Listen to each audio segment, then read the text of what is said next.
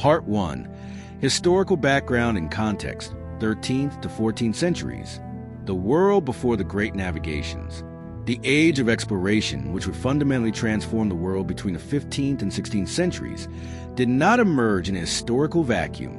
The great maritime expeditions that connected continents and established global trade networks were the culmination of centuries of economic, technological, and political developments that have been reshaping medieval Europe since the 13th century. To understand the magnitude and significance of the great navigations, we must first examine the complex web of circumstances that made them both necessary and possible. Medieval Europe and trade with the Orient. During the High Middle Ages, Europe existed on the periphery of the great commercial networks that connected the civilized world. While the Islamic world, Byzantine Empire, and Asian kingdoms flourished through extensive trade relationships, Western Europe remained largely agricultural and feudal, with limited participation in long-distance commerce. However, the Crusades, 1096 to 1291, had inadvertently opened European eyes to the wealth and sophistication of Eastern civilizations, creating an insatiable appetite for luxury goods from Asia. The medieval European economy was fundamentally transformed by contact with Eastern products. What began as military expeditions to reclaim the Holy Land evolved into commercial ventures that would reshape European society. Crusading knights and merchants returned home with tales of magnificent cities, advanced technologies, and exotic goods that fired the European imagination.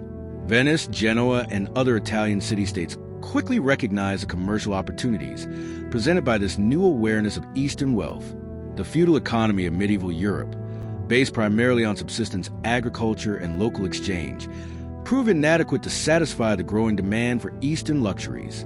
As European nobles and emerging merchant classes developed increasingly sophisticated tastes, the pressure to establish reliable trade connections with Asia intensified. This demand would eventually drive the search for new routes to the east, as traditional overland paths became increasingly expensive and politically unstable. The crucial importance of spices and Oriental products. The modern observer might struggle to comprehend the central role that spices played in medieval European life. But these seemingly simple plant products were among the most valuable commodities in the medieval world. Spices were not merely culinary luxuries. They were essential for food preservation in an age without refrigeration, medicine in societies with limited pharmaceutical knowledge, and symbols of wealth and status in increasingly stratified societies. Pepper, often called black gold, was so valuable that it was sometimes used as currency. A pound of pepper could be worth more than a laborer's annual wages. Cinnamon, cloves, nutmeg, and ginger commanded equally extraordinary prices. These spices could only be obtained from specific regions in Asia, the Spice Islands, modern Indonesia, India, and Ceylon, Sri Lanka, making them inherently scarce and valuable in European markets. Beyond spices, European merchants sought silk from China, precious stones from India and Ceylon, perfumes and incense from Arabia, and exotic woods and dyes from various Asian sources. These products represented not just economic opportunities, but also cultural transformation. They enabled European elites to display their wealth and sophistication, driving social changes that would ultimately contribute to the breakdown of traditional feudal structures. The medical applications of Eastern products cannot be understated. In an era when European medical knowledge was limited and often ineffective, Asian spices and herbs offer hope for treating various ailments.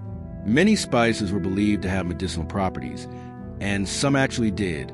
This medical dimension added another layer of urgency to European desires to access Eastern markets directly, as intermediaries often adulterated or misrepresented the medicinal qualities of their products. Terrestrial trade routes under Arab control. The overland trade routes connecting Europe to Asia were ancient and well-established, but they were also complex, dangerous, and expensive. The primary routes followed paths that had been used since antiquity. The Silk Road through Central Asia, routes through the Middle East and Anatolia, and paths through the Eastern Mediterranean. These routes were dominated by Arab and Turkish merchants who had established sophisticated trading networks over centuries. Arab control of these trade routes was both a blessing and a curse for European merchants. Arab traders were skilled, reliable, and had established the infrastructure necessary for long-distance commerce. They maintained caravanserais, roadside inns, negotiated safe passage agreements with various rulers, and had developed the financial instruments necessary for international trade. However, their dominance also meant that European merchants were entirely dependent on Arab intermediaries, paying substantial markups at each stage of the trading process. The situation became more complicated as the Ottoman Empire expanded westward during the 14th and 15th centuries. The Ottomans gradually gained control over the eastern Mediterranean and much of the Middle East, creating a powerful Islamic empire that straddled the traditional trade routes between Europe and Asia. While the Ottomans were generally willing to continue trading with European Christians, they imposed their own taxes and regulations, further increasing the cost of Eastern goods in European markets. Political instability along the overland routes created additional challenges. Wars between various Islamic powers, Mongol invasions, and conflict between nomadic and cell populations regularly disrupted trade. Caravans faced a constant threat of bandits, and merchants had to navigate complex political relationships with numerous rulers along their routes. These risks translated into higher prices and unreliable supply, creating powerful incentives for Europeans to seek alternative routes to Asian markets. The commercial renaissance of Italian cities. The Italian city-states emerged as the primary beneficiaries and drivers of medieval European trade with Asia.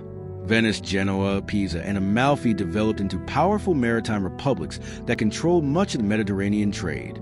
These cities possessed several advantages that enabled them to dominate European-Asian commerce: strategic locations, advanced maritime technology, sophisticated financial systems, and political independence that allowed them to pursue aggressive commercial policies. Venice became the most successful of these commercial powers, establishing a virtual monopoly over trade with the Byzantine Empire and maintaining important trading posts in Constantinople, Alexandria, and other eastern Mediterranean ports. The Venetian state was organized around commerce, with its political institutions designed to support and protect merchant interests. The Doge and the Venetian Senate made policy decisions based primarily on commercial considerations, and the city's entire social structure reflected its mercantile orientation. Genoa emerged as Venice's primary rival, developing its own network of trading posts and commercial relationships. Genoese merchants were particularly active in the western Mediterranean and established important colonies in the Black Sea region. The competition between Venice and Genoa drove innovation in maritime technology, financial instruments, and commercial organization, contributing to the overall advancement of European trading capabilities. These Italian cities developed sophisticated banking and credit systems that made long-distance trade possible. The Medici Bank in Florence, along with other Italian banking houses, created the financial infrastructure necessary for international commerce. They developed letters of credit, bills of exchange, and other financial instruments that allowed merchants to conduct business across vast distances without transporting large amounts of precious metals. The wealth generated by Asian trade transformed Italian cities into centers of cultural and artistic achievement. The profits from spice trading funded the construction of magnificent palaces, churches, and public buildings. Italian merchants became patrons of art and learning, contributing to the intellectual and cultural developments that would characterize the Renaissance. This cultural flowering, in turn, created an environment that encouraged further commercial and technological innovation. The Christian reconquest of the Iberian Peninsula. While Italian cities were developing their commercial empires in the eastern Mediterranean, a different but equally important process was unfolding in the Iberian Peninsula. The Christian Reconquista, which began in the 8th century and concluded with the fall of Granada in 1492, created the political and cultural conditions that would make Spain and Portugal the leaders of the Age of Exploration. The centuries-long struggle between Christian and Islamic powers in Iberia produced a unique cultural synthesis and a militant Christianity that would characterize Spanish and Portuguese expansion. The Reconquista was not merely a military conflict. It was a civilizational struggle that shaped the mentality and institutions of the emerging Spanish and Portuguese kingdoms. The experience of fighting against Islamic powers created a crusading mentality that would later be applied to overseas expansion. Portugal emerged from the Reconquista as a unified kingdom with a distinct national identity and a strong maritime orientation. The Portuguese had learned to combine military conquest with commercial exploitation, and they had developed the political and administrative institutions necessary for territorial expansion. The The completion of the Reconquista freed Portuguese energies for overseas expansion, beginning with the conquest of Ceuta in North Africa in 1415. Spain's experience was more complex, as the union of Castile and Aragon created a powerful but internally diverse kingdom. The Spanish Reconquista culminated in 1492 with the conquest of Granada, the expulsion of the Jews, and Columbus's first voyage to America. This remarkable year marked Spain's emergence as a unified Christian kingdom ready to expand its influence overseas. The Reconquista also provided practical experience in colonization and administration of conquered territories. Both Spain and Portugal had learned how to govern diverse populations, extract economic benefits from conquered lands, and maintain political control over distant territories. These skills would prove invaluable during overseas expansion. Early technical advances, compass, astrolabe, and naval charts. The age of exploration was made possible not only by economic incentives and political circumstances, but also by crucial technological advances that improved navigation and shipbuilding. The three most important innovations were the magnetic compass, the astrolabe, and the development of accurate nautical charts. The magnetic compass, originally invented in China, reached Europe through Arab intermediaries during the 12th century. This simple but revolutionary instrument allowed navigators to determine direction even when the sun and stars were not visible, making open ocean navigation feasible for the first time. The compass was particularly valuable in the Atlantic, where frequent storms and cloud cover made celestial navigation unreliable. The astrolabe, inherited from Islamic astronomy, enabled navigators to determine their latitude by measuring the altitude of celestial bodies above the horizon. While not as accurate as later instruments, the astrolabe provided the first practical method for determining position at sea. Portuguese navigators became particularly skilled in using the astrolabe, developing techniques that allowed them to navigate accurately along the African coast. The development of accurate nautical charts represented perhaps the most important technological advancement for ocean navigation. Medieval maps were often inaccurate and based more on theoretical geography than practical experience. However, beginning in the 13th century, Italian cartographers began producing charts based on actual sailing experience and careful observation. These Portolan charts, as they were called, provided accurate representations of coastlines and included information about harbors, currents, and other practical navigational data. Portuguese cartographers made particular advances in chart making, developing detailed maps of the African coast as their explorers pushed southward. These charts were carefully guarded state secrets, as they represented crucial strategic advantages in the competition for new trade routes. The Portuguese established a systematic approach to exploration, with each expedition required to report geographical discoveries that were then incorporated into updated charts. The combination of these technological advances with improvements in ship design created the technical foundation for the age of exploration. The development of the caravel, a small but seaworthy vessel that could sail close to the wind, gave Portuguese and Spanish explorers the tools they needed to venture into unknown waters with reasonable expectations of return. Conclusion: the great navigations emerged from a complex convergence of economic necessity, political opportunity, and technological capability. Medieval Europe's growing appetite for Asian luxuries, combined with the limitations and costs of overland trade routes, created powerful incentives for maritime exploration. The commercial success of Italian city-states demonstrated the potential rewards of Asian trade, while the completion of the Reconquista freed Iberian energies for overseas expansion. Most importantly, advances in navigation technology made ocean exploration feasible for the first time in human history. These converging factors created the conditions that would launch European explorers onto the world's oceans, beginning a process that would connect all inhabited continents and establish the first truly global civilization. The stage was set for the remarkable series of voyages that would transform the world between 1415 and 1600, creating the modern global system that continues to shape our world today. Part 2. The Portuguese Pioneers, 1415 to 1460. Portugal opens the way. The transformation of Portugal from a small, peripheral European kingdom into the world's first global maritime empire began with a single bold stroke in 1415. The conquest of Ceuta marked not only the beginning of Portuguese overseas expansion, but also the dawn of the age of exploration itself.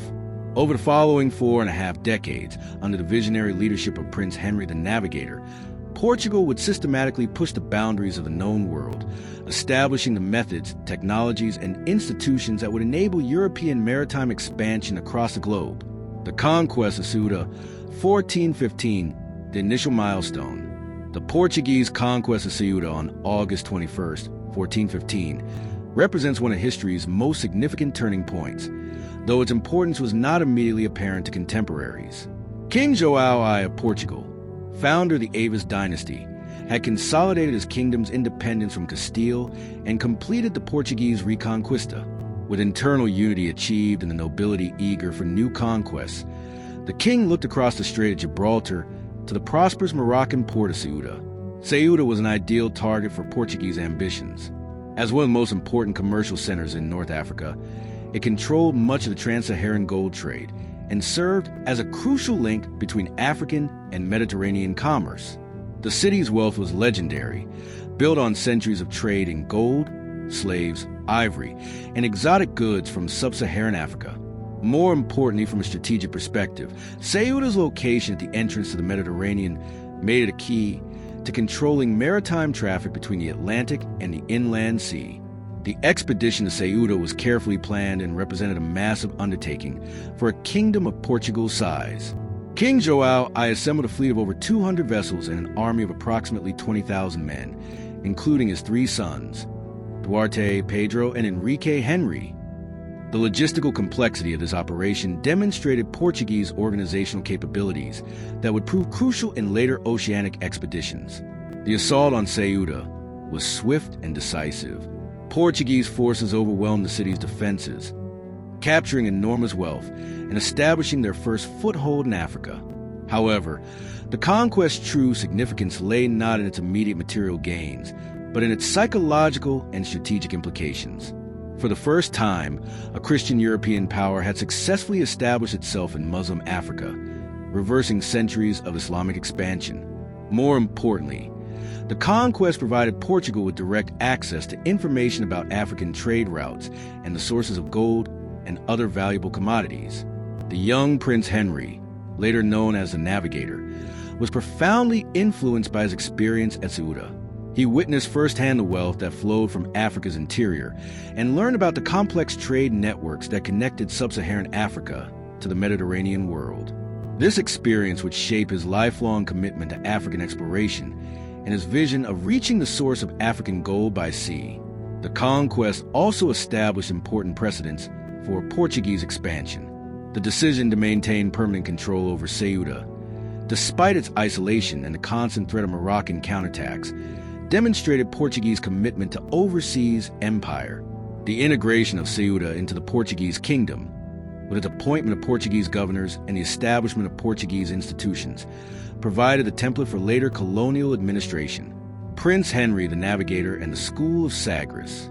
Prince Henry, 1394 to 1460, third son of King João I, emerged as the driving force behind Portuguese exploration and the architect of systematic oceanic expansion.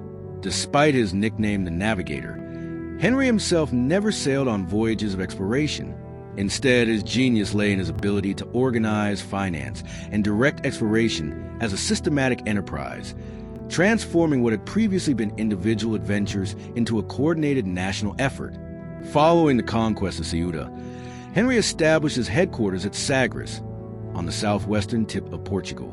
This windswept promontory, jutting into the Atlantic, became the center of what historians have called the School of Sagres, though it was less a formal institution than an informal gathering of navigators, cartographers, shipbuilders, and scholars dedicated to advancing Portuguese exploration. The School of Sagres represented a revolutionary approach to exploration, rather than relying on individual initiative and luck. Henry created a systematic program of research and development. He gathered the best available knowledge about navigation, geography, and shipbuilding, combining Portuguese practical experience with theoretical knowledge from Islamic and classical sources. Jewish cartographers, fleeing persecution in other parts of Europe, brought their expertise to Sagres, as did Italian navigators and Islamic scholars. Henry's approach to exploration was methodical and cumulative. Each voyage was carefully planned based on information gathered from previous expeditions. Captains were required to report their discoveries in detail, and this information was incorporated into updated charts and sailing directions. The systematic approach to knowledge accumulation gave Portuguese explorers significant advantages over their competitors and established the foundation for Portugal's maritime empire. The prince's motivation was complex, combining religious zeal, scientific curiosity, and economic ambition. As a devout Christian and member of the Order of Christ, successor to the Knights Templar in Portugal, Henry viewed exploration as a form of crusade, seeking to outflank Islam and establish contact with the legendary Christian kingdom of Prester John, believed to exist somewhere in Africa or Asia. Simultaneously, he was driven by genuine intellectual curiosity about the world's geography and a desire to advance human knowledge. Economic considerations were equally important. Henry understood that controlling sea routes to the sources of African gold and Asian spices could make Portugal wealthy and powerful far beyond what its small size would normally allow. The profits from successful voyages could finance further exploration, creating a self-sustaining cycle of discovery and economic expansion. Henry's personal wealth and political position enabled him to finance exploration when royal resources were unavailable. As governor of the Order of Christ and Duke of Viseu, he controlled substantial revenues that he invested in shipbuilding, navigation research, and exploration voyages. His commitment was unwavering. He continued to finance expeditions even when they failed to produce immediate profits, maintaining his vision of eventual success. Systematic exploration of the African coast. Under Henry's direction, Portuguese exploration of the African coast proceeded systematically southward, with each voyage pushing slightly further than the previous one. This methodical approach was revolutionary, replacing the random wandering of earlier explorers with careful, planned progression. The Portuguese developed a comprehensive strategy that combined exploration with immediate economic exploitation, establishing trading posts and gathering information about African societies and resources. The early phases of African exploration focused on the Moroccan coast and the offshore islands. Portuguese navigators quickly discovered that the Atlantic islands offered valuable resources and strategic advantages. The systematic exploration of these islands provided crucial experience in oceanic navigation and established the precedents for later colonization efforts. Portuguese exploration methods emphasized careful observation and documentation. Navigators were instructed to note currents, winds, coastal features, and potential harbors. They were also directed to gather information about local populations, their customs, resources, and trading opportunities. This intelligence-gathering approach gave Portugal significant advantages in later diplomatic and commercial dealings with African societies. The progression of Portuguese exploration was not merely geographical, but also technological and institutional. Each voyage contributed to the development of better ships, improved navigation techniques, and more effective methods of dealing with unfamiliar environments and peoples. The Portuguese gradually developed the expertise necessary for long-distance oceanic navigation, creating the foundation for later expeditions to Asia and America. Portuguese exploration also established important legal and diplomatic precedents. The Portuguese crown claimed sovereignty over newly discovered territories and sought papal confirmation of these claims. Pope Martin V's Bull of 1418 granted Portugal the right to conquer pagan lands, establishing the legal framework for Portuguese expansion. Later papal bulls would extend and refine these grants, giving Portugal exclusive rights to African exploration and trade. Gil Eanes and the Conquest of Cape Bojador, 1434. The Portuguese conquest of Cape Bojador in 1434 represents one of the most psychologically significant achievements in the history of exploration. Located on the West African coast at approximately 26 degrees north latitude, Cape Bojador had become a barrier of terror in the European imagination. Medieval geographical theory and sailor superstitions had transformed this relatively modest geographical feature into an impassable obstacle, marking the southern limit of the navigable world. European geographical knowledge, heavily influenced by classical authors like Ptolemy, suggested that the world south of Cape Bojador was uninhabitable. The torrid zone was believed to be so hot that it would boil the sea and burn any ship that ventured too far south. Sailors reported that the waters beyond Bojador were shallow and treacherous, filled with sea monsters and supernatural dangers. These beliefs were reinforced by the Cape's appearance, red cliffs rising from turbulent waters, with dangerous currents and frequent fog. For nearly 15 years, Portuguese expeditions have been unable to pass Cape Bojador. Skilled navigators turned back when they approached the Cape, unwilling to risk their ships and crews in what they believed were supernatural dangers. This psychological barrier was perhaps more formidable than any physical obstacle, as it represented the limits of medieval geographical knowledge and the power of superstition over rational exploration. Gil Eanes, a young squire in Prince Henry's household, finally achieved a breakthrough in 1434. Eanes was not an experienced navigator, which may have been an advantage, as he was less influenced by the maritime superstitions that had deterred more experienced sailors. Henry's selection of Eanes demonstrated his understanding that psychological barriers sometimes required fresh perspectives rather than accumulated expertise. Eanes' success was as much psychological as navigational. By rounding Cape Bojador and finding normal sea conditions beyond, he demonstrated that medieval geographical theories were incorrect and that systematic exploration could overcome seemingly insurmountable obstacles. His voyage proved that the ocean south of Bojador was navigable and that the African coast continued southward, opening infinite possibilities for further exploration. The conquest of Cape Bojador had immediate practical consequences. Eanes brought back roses that he had picked on the shore beyond the Cape, providing tangible proof that life existed in the supposedly uninhabitable torrid zone. This evidence encouraged further exploration and began to undermine the classical geographical theories that had limited European understanding of the world. More importantly, the psychological breakthrough at Cape Bojador established the principle that systematic exploration could overcome any obstacle. Portuguese navigators gained confidence in their ability to venture into unknown waters, and success encouraged Prince Henry to intensify his exploration efforts. The conquest of Cape Bojador marked the true beginning of the age of exploration, as it demonstrated that the world's oceans were navigable and that European ships could reach previously unknown lands. Discovery of the Atlantic Islands, Madeira, and the Azores. The Portuguese discovery and colonization of the Atlantic Islands of Madeira and the Azores represented crucial steps in the development of oceanic exploration and colonial administration. These island groups served as laboratories for techniques of navigation, colonization, and economic exploitation that would later be applied on a global scale. Their successful settlement demonstrated Portuguese capability for long-distance expansion and provided economic resources to finance further exploration. The rediscovery of Madeira occurred around 1419, when João Goncalves Zarco and Tristão Vaz Teixeira, following Prince Henry's instructions, found the island group that had been known to ancient navigators but forgotten during the Middle Ages.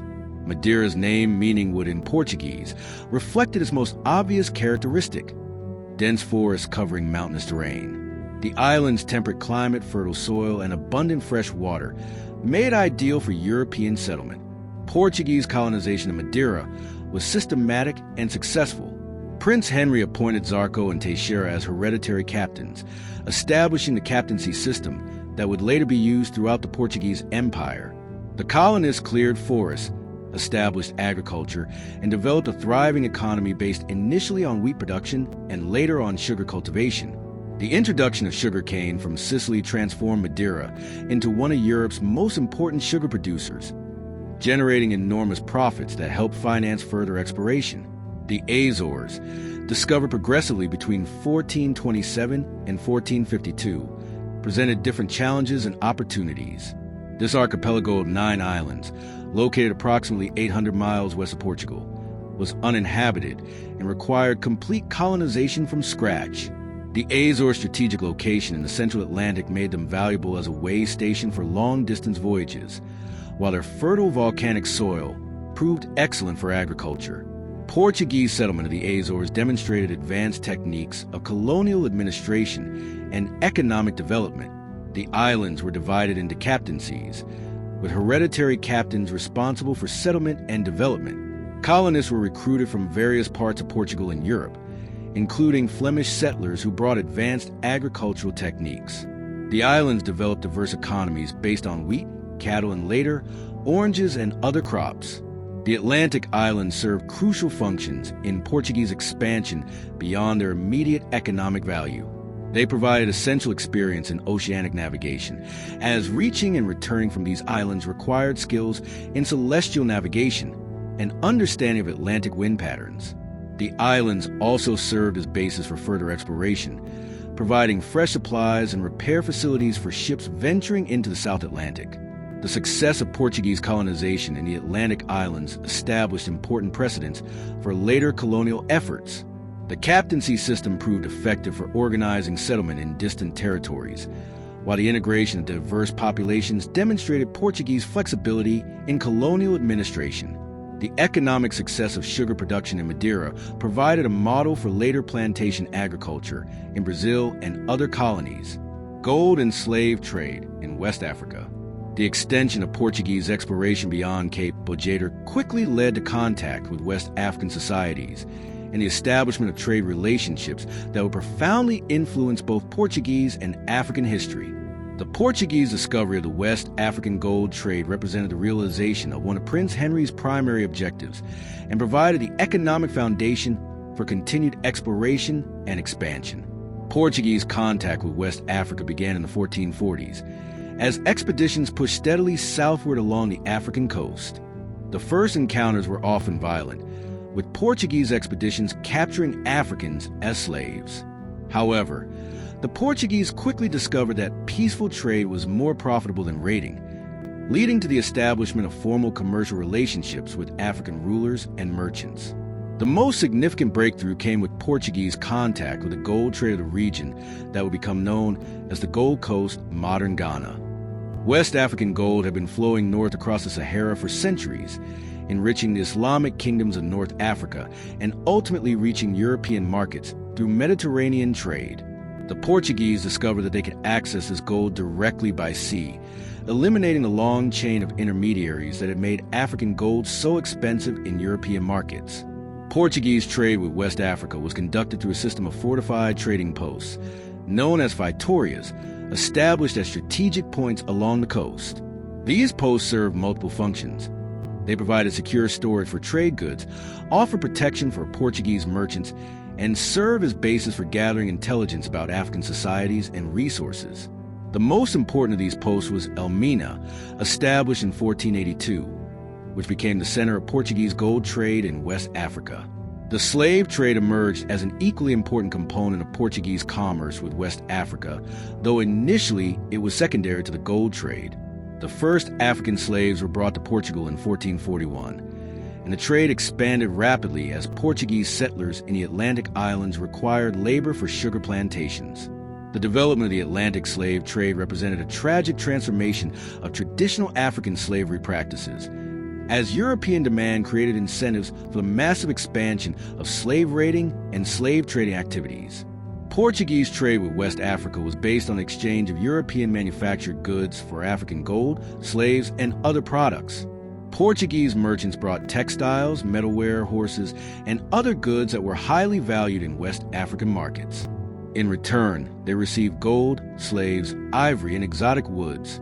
This trade was highly profitable for Portuguese merchants and provided the economic foundation for continued exploration and expansion. The establishment of regular trade relationships with West African societies required Portuguese merchants to develop sophisticated understanding of African cultures, languages, and political systems. Portuguese traders learned African languages, adapted to local customs, and established personal relationships with African rulers and merchants. This cultural adaptation was essential for successful trade and demonstrated Portuguese flexibility in dealing with non-European societies. Conclusion: the period from 1415 to 1460 established Portugal as the pioneer of systematic oceanic exploration and the architect of European expansion. Under Prince Henry's visionary leadership, Portugal developed the techniques, institutions, and knowledge base that made global maritime expansion possible. The conquest of Ceuta, the establishment of the School of Sagres, the systematic exploration of the African coast, the psychological breakthrough at Cape Bojador, the successful colonization of the Atlantic islands, and the establishment of profitable trade with West Africa created the foundation for Portugal's emergence as the world's first global maritime empire. These achievements were not merely Portuguese accomplishments, but represented fundamental advances in human capability to explore and connect the world's oceans. The methods and technologies developed during this period enabled European expansion across the globe and established the patterns of exploration, colonization, and trade that would shape the modern world. Portugal had opened a way for the age of exploration, setting in motion the forces that would connect all inhabited continents and create the first truly global civilization. Part 3. The Cape Route, 1460 to 1500. Rounding Africa. The final 4 decades of the 15th century witnessed the culmination of Portuguese maritime ambitions as explorers successfully navigated around Africa to reach the Indian Ocean, establishing the sea route to Asia that would transform global commerce and launch the first truly worldwide empire. This period represents one of the most remarkable achievements in human history, as Portuguese navigators overcame seemingly insurmountable geographical and technical challenges to connect Europe directly with the wealth of Asia. The establishment of the Cape Route not only fulfilled the dreams of Prince Henry the Navigator, but also fundamentally altered the balance of global power and initiated the modern era of European expansion. Bartholomew Dias and the Cape of Good Hope, 1488 to 1489. The Portuguese breakthrough around the southern tip of Africa was achieved by Bartholomew Dias, whose voyage of 1487 to 1488 ranks among the most significant expeditions in maritime history. Dias, an experienced navigator who had previously commanded voyages along the West African coast, was chosen by King João II to lead the most ambitious Portuguese expedition yet attempted, to find the southern limb of Africa and, if possible, to reach the Indian Ocean. The expedition departed Lisbon in August 1487 with 3 vessels, 2 caravels, and a supply ship. Dias followed the established Portuguese practice of hugging the African coast, but as he proceeded southward beyond the furthest point reached by previous expeditions, he encountered increasingly challenging conditions. The South Atlantic's powerful currents, frequent storms, and hostile coastline tested Portuguese navigation skills to their limits. The breakthrough came in early 1488, when Dias's fleet was blown far offshore by a severe storm. For 13 days, the Portuguese ships battled mountainous seas and howling winds, driven steadily southward and westward. When the storm finally subsided, Dias found himself in unknown waters with no sight of the African coast. In a moment of navigational genius, he decided to sail eastward, reasoning that if he had been blown around the southern tip of Africa, an eastward course should bring him to the continent's eastern shore. Dias's calculations proved correct. After several days of eastward sailing, the expedition sighted land and discovered that the African coast now ran from west to east rather than north to south. This observation confirmed that they had successfully rounded the southern tip of Africa and entered the Indian Ocean. The psychological impact of this discovery was enormous. The sea route to Asia was now proven possible, and the theoretical geographical knowledge that had guided Portuguese exploration for decades was finally validated. The Portuguese landed at several points along the southern and eastern African coast, establishing contact with local populations and gathering intelligence about the region's resources and political organization. At Mossel Bay, they encountered Khoikhoi pastoralists and observed their cattle herding economy. Further east at Algoa Bay, they erected a stone cross claiming the territory for Portugal and establishing the first European presence on the Indian Ocean coast of Africa. Despite this historic achievement, Dias was forced to turn back before reaching the established Indian Ocean trading centers. His crew, exhausted by months of dangerous navigation and concerned about their ability to return home safely, refused to continue eastward. The return voyage to Portugal took several months, during which Dias carefully mapped the southern African coast and established the sailing directions that would guide future expeditions. Upon his return to Lisbon in December 1488, Dias reported his discovery to King João II, who immediately grasped the significance. The king renamed the southern tip of Africa from Dias's original Cape of Storms to the Cape of Good Hope, reflecting his optimism about future voyages to Asia. Dias's achievement represented the culmination of nearly 70 years of Portuguese exploration and provided a foundation for the establishment of the Cape Route to Asia. The technical and navigational challenges overcome by Dias were immense. His expedition had successfully navigated the treacherous waters around the Cape of Good Hope, where the Atlantic and Indian Oceans meet in some of the world's most dangerous seas. The roaring 40s and furious 50s latitude bands, characterized by constant westerly winds and enormous swells, had claimed countless ships over the centuries. Dias's success demonstrated Portuguese mastery of oceanic navigation and established the technical precedents for regular voyages around Africa. Vasco da Gama and the first voyage to India, 1497 to 1499, building on Dias's breakthrough, King Manuel I of Portugal commissioned Vasco da Gama to complete the sea route to Asia by sailing to India and establishing direct contact with the spice markets that had long been the ultimate objective of Portuguese exploration. Da Gama's expedition, departing Lisbon on July 8, 1497, was carefully planned and equipped based on the knowledge gained from previous voyages, but it faced challenges that went far beyond mere navigation. Da Gama's fleet consisted of 4 vessels: 2 large ships, the São Gabriel and São Rafael, a smaller Caravel de Berrio, and a supply ship. The expedition carried approximately 170 men, including experienced navigators, soldiers, interpreters, and clergy. Unlike earlier Portuguese voyages, this expedition was equipped for both exploration and conquest, carrying cannons, firearms, and trade goods selected specifically for Asian markets. The outward voyage followed Dias's route around the Cape of Good Hope, but da Gama made several important innovations in navigation. Instead of hugging the African coast, he sailed far into the South Atlantic before turning eastward, taking advantage of the favorable winds and currents discovered by Dias. This Volta do Mar, turn of the sea, became the standard route for Portuguese voyages to Asia and demonstrated sophisticated understanding of South Atlantic weather patterns. After rounding the Cape of Good Hope, da Gama's expedition encountered the complex political and commercial world of the Indian Ocean. The western Indian Ocean was dominated by Arab and Indian merchants who had been conducting trade across these waters for centuries.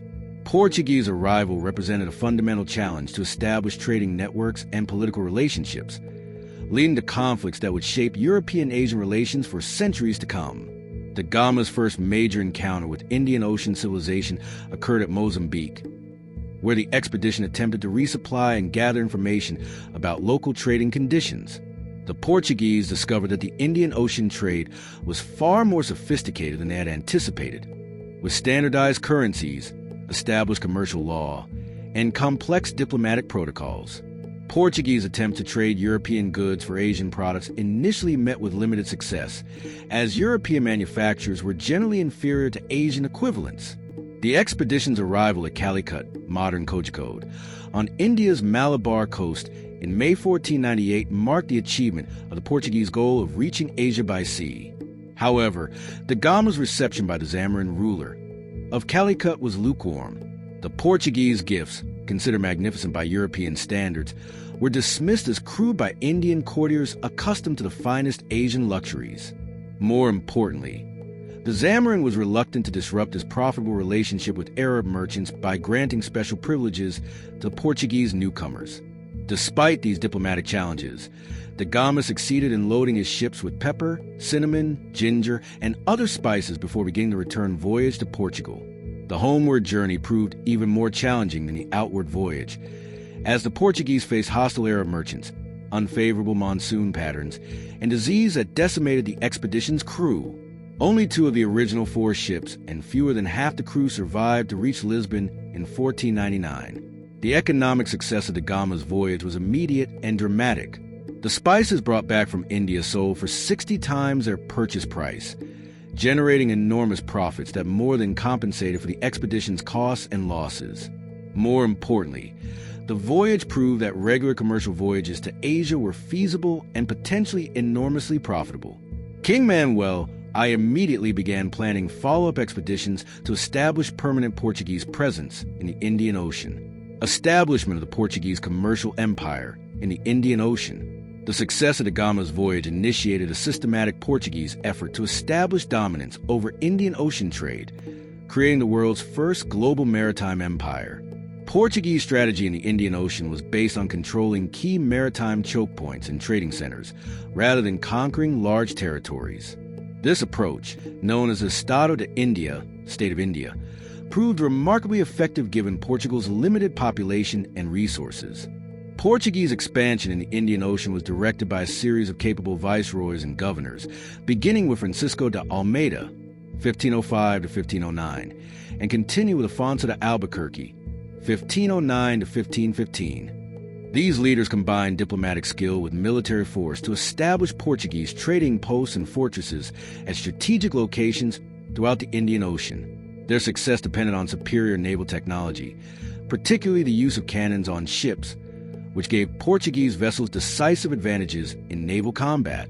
Albuquerque's strategy was particularly brilliant, focusing on the conquest of three key positions that would give Portugal control over Indian Ocean trade routes. The capture of Hormuz, 1515, at the entrance of the Persian Gulf, Goa, 1510, on India's west coast, and Malacca, 1511, controlling the strait between the Indian Ocean and South China Sea, gave Portugal dominance over the most important maritime trade routes in Asia. The Portuguese trading post empire was organized around fortified feitorias, factories, that served multiple functions as commercial centers, military bases, and administrative headquarters. These installations were typically located on islands or easily defendable coastal positions, allowing small Portuguese garrisons to control much larger territories and populations. The feitoria system proved remarkably adaptable, allowing Portuguese merchants to integrate into existing Asian trading networks while maintaining their political and military independence. Portuguese success in the Indian Ocean was also facilitated by their willingness to adapt to local conditions and form alliances with friendly rulers. Unlike later European colonial powers, the early Portuguese Empire relied heavily on cooperation with local authorities and participation in established trading systems. Portuguese merchants learned local languages, adopted local customs when necessary, and often intermarried with local populations, creating domestico communities that became characteristic of Portuguese territories. The economic impact of Portuguese success in the Indian Ocean was transformative for both Europe and Asia. For the first time, European merchants had direct access to Asian spices, silk, precious stones, and other luxury goods without paying tribute to Middle Eastern intermediaries. The enormous profits generated by this trade financed further Portuguese expansion and made Lisbon one of Europe's wealthiest cities. However, Portuguese impact on Asian societies was more limited than their economic success might suggest. Most Asian rulers viewed the Portuguese as simply another group of foreign merchants, potentially useful but not fundamentally threatening to established political and social systems. The Portuguese population in Asia remained small, and their cultural influence was largely confined to coastal trading centers and the mixed-race communities that developed around Portuguese settlements. Pedro Álvares Cabral and the discovery of Brazil, 1500. The Portuguese discovery of Brazil in 1500 by Pedro Álvares Cabral occurred during the establishment of regular Portuguese voyages to Asia via the Cape Route. Cabral's expedition, the largest Portuguese fleet yet sent to Asia, was intended to consolidate Portuguese gains in the Indian Ocean and establish permanent commercial relationships with Asian rulers. The encounter with the South American coast was officially described as accidental, though some historians argue that Portuguese navigators may have had prior knowledge of land across the South Atlantic. Cabral's fleet of 13 ships and approximately 1,500 men departed Lisbon in March 1500, following da Gama's route toward the Cape of Good Hope. However, Cabral sailed even further west into the South Atlantic than da Gama had done, possibly to take advantage of favorable winds and currents or to avoid Portuguese rivals who might be following the established route. On April 22, 1500, the fleet sighted the Brazilian coast near present-day Porto Seguro. The Portuguese landing in Brazil was brief but significant. Cabral claimed the territory for Portugal, conducted a formal religious ceremony, and gathered information about the local Tupi-speaking indigenous populations.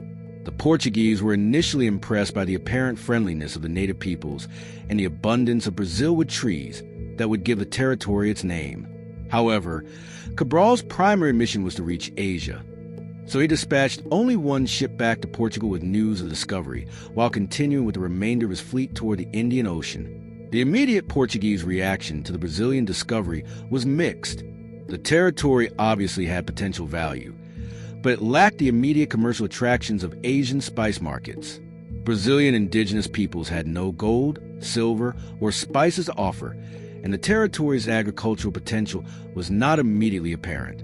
Consequently, initial Portuguese settlement efforts in Brazil were limited, focusing primarily on establishing trading posts for Brazilwood extraction and preventing other European powers from occupying the coast. However, the discovery of Brazil had profound long-term implications for Portuguese expansion and global history. The territory provided Portugal with its largest and most populous colony, eventually becoming far more valuable than all Portuguese Asian possessions combined. The development of sugar plantations worked by enslaved African labor made Brazil a crucial component of the Atlantic slave trade and global sugar economy. The legal status of Portuguese claims of Brazil was complicated by the Treaty of Tordesillas, 1494, which had divided the world between Portugal and Spain along a meridian 370 leagues west of the Cape Verde Islands. Fortunately for Portugal, the Brazilian coast fell within the Portuguese sphere according to this treaty, though the vast interior of South America would later become a source of territorial disputes between the two Iberian powers. Portuguese trading posts in Asia and Africa. The Portuguese trading post empire extended from the Atlantic coast of Africa to the Pacific shores of Asia, creating a network of commercial and military installations that connected Europe to the global economy for the first time. These Vitórias represented a new form of European expansion, based on commercial dominance rather than territorial conquest, and established patterns that would influence European imperial development for centuries. Portuguese trading posts in Africa served multiple functions in the broader imperial system. West African Vitórias like Elmina continued to export gold and slaves to European and American markets, while East African posts like Kilwa and Mozambique served as way stations for voyages to Asia. These African installations were crucial for the success of Portuguese Asian operations, providing supplies, repairs, and intelligence for ships making the long voyage around the Cape of Good Hope. The most important Portuguese trading posts in Asia were located at strategic points along the major maritime trade routes. Goa became the capital of Portuguese Asia, serving as the administrative center for all Portuguese operations in the Indian Ocean. From Goa, Portuguese officials coordinated trade, diplomacy, and military operations across thousands of miles of ocean and coastline. Portuguese success in Asia depended heavily on their ability to integrate into existing trading networks while maintaining their political and military independence. Portuguese merchants became key players in the inter-Asian trade, carrying goods between different parts of Asia, as well as between Asia and Europe. This participation in regional trade was often more profitable than the direct Europe-Asia trade that had originally motivated Portuguese expansion. The Portuguese trading post system was remarkably cost-effective, allowing a small European kingdom to maintain a global empire with limited resources. The Vitórias were largely self-financing, generating revenues from trade duties, licensing fees, and direct commercial activities. Portuguese officials learned to cooperate with local rulers and merchants, avoiding the massive military expenditures that would characterize later European colonial efforts. However, the Portuguese trading post empire also faced constant challenges. The small Portuguese population in Asia made the empire vulnerable to local resistance and attacks by European rivals. Portuguese installations were frequently besieged by hostile forces, and maintaining communication and supply lines across such vast distances proved increasingly difficult as other European powers entered Asian waters. Conclusion: the period from 1460 to 1500 witnessed the transformation of Portuguese maritime exploration from a regional Atlantic enterprise into a global imperial system. The successful navigation of the Cape Route by Dias and da Gama, the establishment of Portuguese dominance in the Indian Ocean, the discovery of Brazil, and the creation of a worldwide network of trading posts represented achievements of unprecedented scope and significance. These accomplishments fundamentally altered the global balance of power and initiated the modern era of European expansion. Portugal's success demonstrated that European powers could project their influence across the world's oceans and compete successfully with established Asian commercial networks. The Cape Route became the foundation for European dominance of global trade and established the patterns of exploration, conquest, and colonization that would shape the modern world. The Portuguese achievement was remarkable not only for its geographical scope, but also for its institutional innovation. The trading post empire represented a new form of European expansion that balanced commercial profit with political control, creating sustainable imperial systems that could operate effectively across vast distances. The methods and institutions developed by Portugal during this period provided a foundation for European global dominance and established a framework for the first truly worldwide civilization. Part 4. Christopher Columbus and the Discovery of America, 1492 to 1504. The Western Indies Project.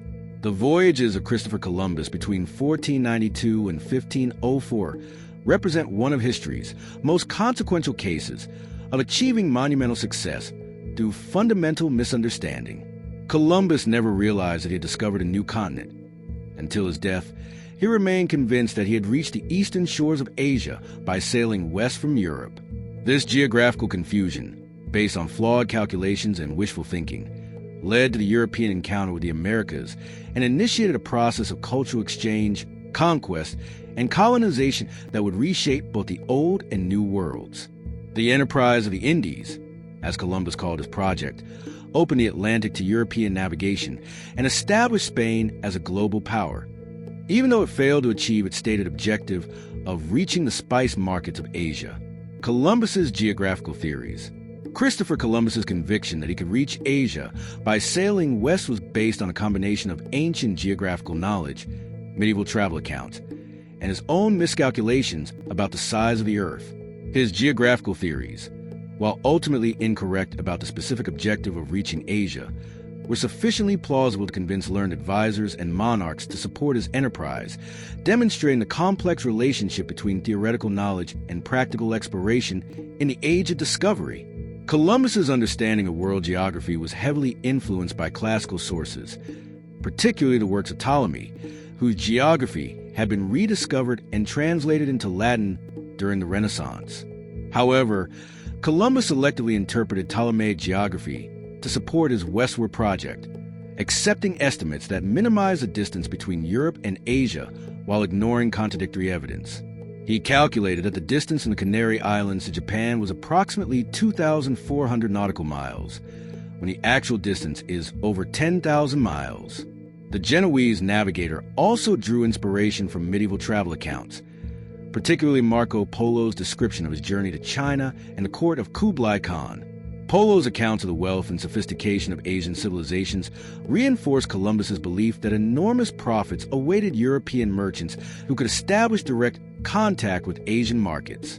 Columbus carried a copy of Polo's travels on his voyages and frequently referred to it when trying to interpret his discoveries in the Americas. Columbus's geographical theories were also influenced by the writings of Pierre d'Ailly, whose Imago Mundi provided a synthesis of classical and medieval geographical knowledge. D'Ailly's work suggested that the ocean between Europe and Asia was relatively narrow, supporting Columbus's belief that a westward voyage was feasible with the technology available in the late 15th century. Columbus annotated his copy of D'Ailly's work extensively, using it to support his arguments for the westward route to Asia.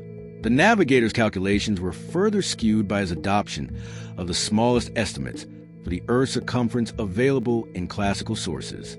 While Eratosthenes had calculated the Earth's circumference with remarkable accuracy in the 3rd century BCE, Columbus preferred the much smaller estimate of Alfraganus, a 9th century era geographer. This choice, combined with his overestimated extent of Asia, led Columbus to believe that the Western Ocean was much smaller than it actually is. Columbus also believed in the existence of unknown islands in the Atlantic that could serve as way stations for a voyage to Asia. Medieval maps often depicted imaginary islands in the Atlantic, including Antilia and the island of Seven Cities, which Columbus hoped to encounter during his westward voyage. These theoretical stopping points made his project seem more practical to potential supporters, as ships could theoretically resupply and make repairs during the long ocean crossing. Religious considerations also influenced Columbus's geographical thinking. As a devout Christian, he believed that divine providence would guide his enterprise and that God intended for Christianity to be spread to all corners of the world. This religious conviction reinforced his confidence in the feasibility of his westward project and provided additional motivation for his persistent efforts to find support for his voyages. The search for financing from Portugal to Spain. Columbus's quest for financial backing for his westward enterprise illustrates the complex relationship between theoretical knowledge, practical politics, and economic calculation in the age of discovery. His eventual success in securing Spanish support came only after years of rejection and represented a triumph of persistence over expert opinion, as most contemporary navigators and geographers correctly believed that his distance calculations were seriously flawed. Columbus first approached Portuguese authorities around 1484, hoping to convince King João II to support his westward project. Portugal was the obvious choice for such an enterprise, given Portuguese leadership in oceanic exploration and the kingdom's established expertise in navigation and cartography. Columbus presented his proposal to a royal commission of experts, including some of the most knowledgeable geographers and navigators in Europe. The Portuguese rejection of Columbus's project was based on sound geographical reasoning. Portuguese experts correctly calculated that the distance between Europe and Asia via a westward route was much greater than Columbus claimed, making such a voyage impractical with existing technology and ship designs. Portuguese navigators were also well informed about progress in the eastern route to Asia via Africa, making Columbus's alternative route seem unnecessary and economically unattractive.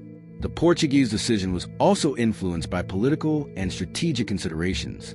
King João II was committed to the African route to Asia, having invested enormous resources in systematic exploration of the African coast. Supporting an alternative westward route might have undermined Portuguese claims to exclusive rights over the sea route to Asia, potentially creating complications with other European powers. After his rejection in Portugal, Columbus spent several years seeking support from other potential sponsors. He approached French and English courts, but found little interest in his project.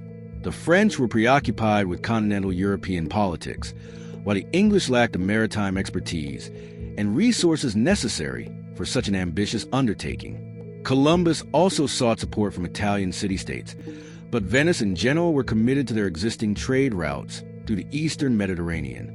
Columbus's eventual success in Spain was facilitated by several factors that distinguished the Spanish situation from that of other European kingdoms. Spain was newly unified under Ferdinand of Aragon and Isabella of Castile, creating a powerful kingdom eager to compete with Portuguese maritime achievements. The completion of the Reconquista with the conquest of Granada in 1492 had freed Spanish resources and attention for overseas expansion. Most importantly, Spain lacked direct access to the African route to Asia, making alternative routes more attractive than they appeared to other European powers. The Spanish decision to support Columbus was also influenced by the relatively low cost of his enterprise compared to other exploration projects. Unlike the systematic exploration of the African coast, which required sustained investment over many decades, Columbus's project promised rapid results with a single voyage. Even if the project failed, the financial loss would be manageable, while success could potentially give Spain enormous advantages over its European rivals. Spanish support for Columbus was also facilitated by influential advocates at court, particularly Luis de Santangel, the royal treasurer, and Juan Perez, Isabella's confessor. These individuals helped Columbus navigate the complex politics of the Spanish court and provided crucial support during negotiations over the terms of his enterprise. Their advocacy was essential in overcoming the skepticism of Spanish experts who shared Portuguese doubts about Columbus's geographical calculations. The Catholic monarchs and the capitulations of Santa Fe. The agreement between Columbus and the Spanish crown, formalized in the capitulations of Santa Fe on April 17, 1492, represents one of history's most significant contracts, establishing the legal framework for Spanish expansion in the Americas and defining Columbus's role in the enterprise.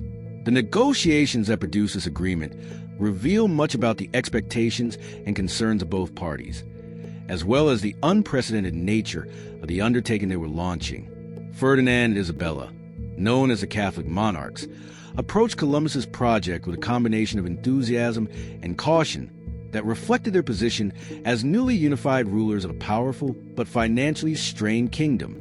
The completion of the Reconquista had established their reputation as champions of Christianity, but had also depleted the royal treasury. Columbus's project offered the possibility of enormous wealth and increased Spanish prestige, but also represented a significant financial risk at a time when royal resources were limited. The capitulations granted Columbus extraordinary privileges that reflected both his bargaining position and Spanish uncertainty about the project's prospects. Columbus was appointed Admiral of the Ocean Sea, Viceroy and Governor of all territories he might discover, and Captain General of any expeditions he might lead. These titles carried both ceremonial significance and practical authority, giving Columbus unprecedented power over Spanish expansion in the Western Atlantic. The financial terms of the agreement were equally generous to Columbus. He was granted the right to retain 1/10 of all gold, silver, pearls, gems, spices, and other valuable goods obtained from his discoveries. He was also given the option to contribute 1/8 of the cost of any trading venture to the newly discovered lands in exchange for 1/8 of the profits. These provisions could potentially make Columbus one of the wealthiest men in Europe if his project succeeded. The capitulations also addressed the religious dimensions of Columbus's enterprise. The Catholic monarchs were committed to spreading Christianity to newly discovered territories, and Columbus was charged with converting indigenous populations to the Catholic faith. This religious mission provided additional justification for Spanish expansion and helped legitimize Spanish claims to American territories in the eyes of European Christian powers.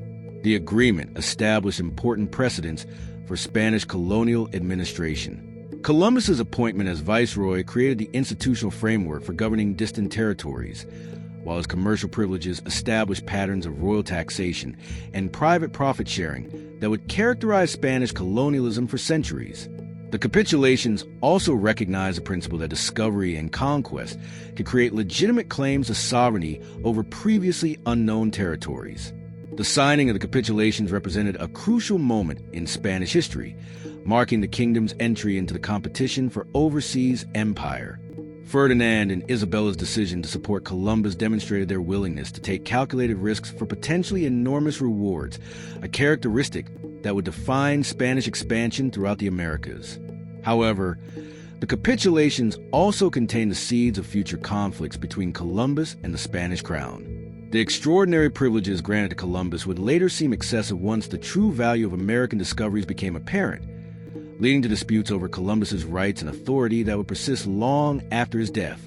The first voyage, 1492 to 1493, San Salvador and the Antilles. Columbus's first voyage to America, lasting from August 3rd, 1492, to March 15th, 1493, was a masterpiece of oceanic navigation that succeeded far beyond its original objectives while completely missing its intended target.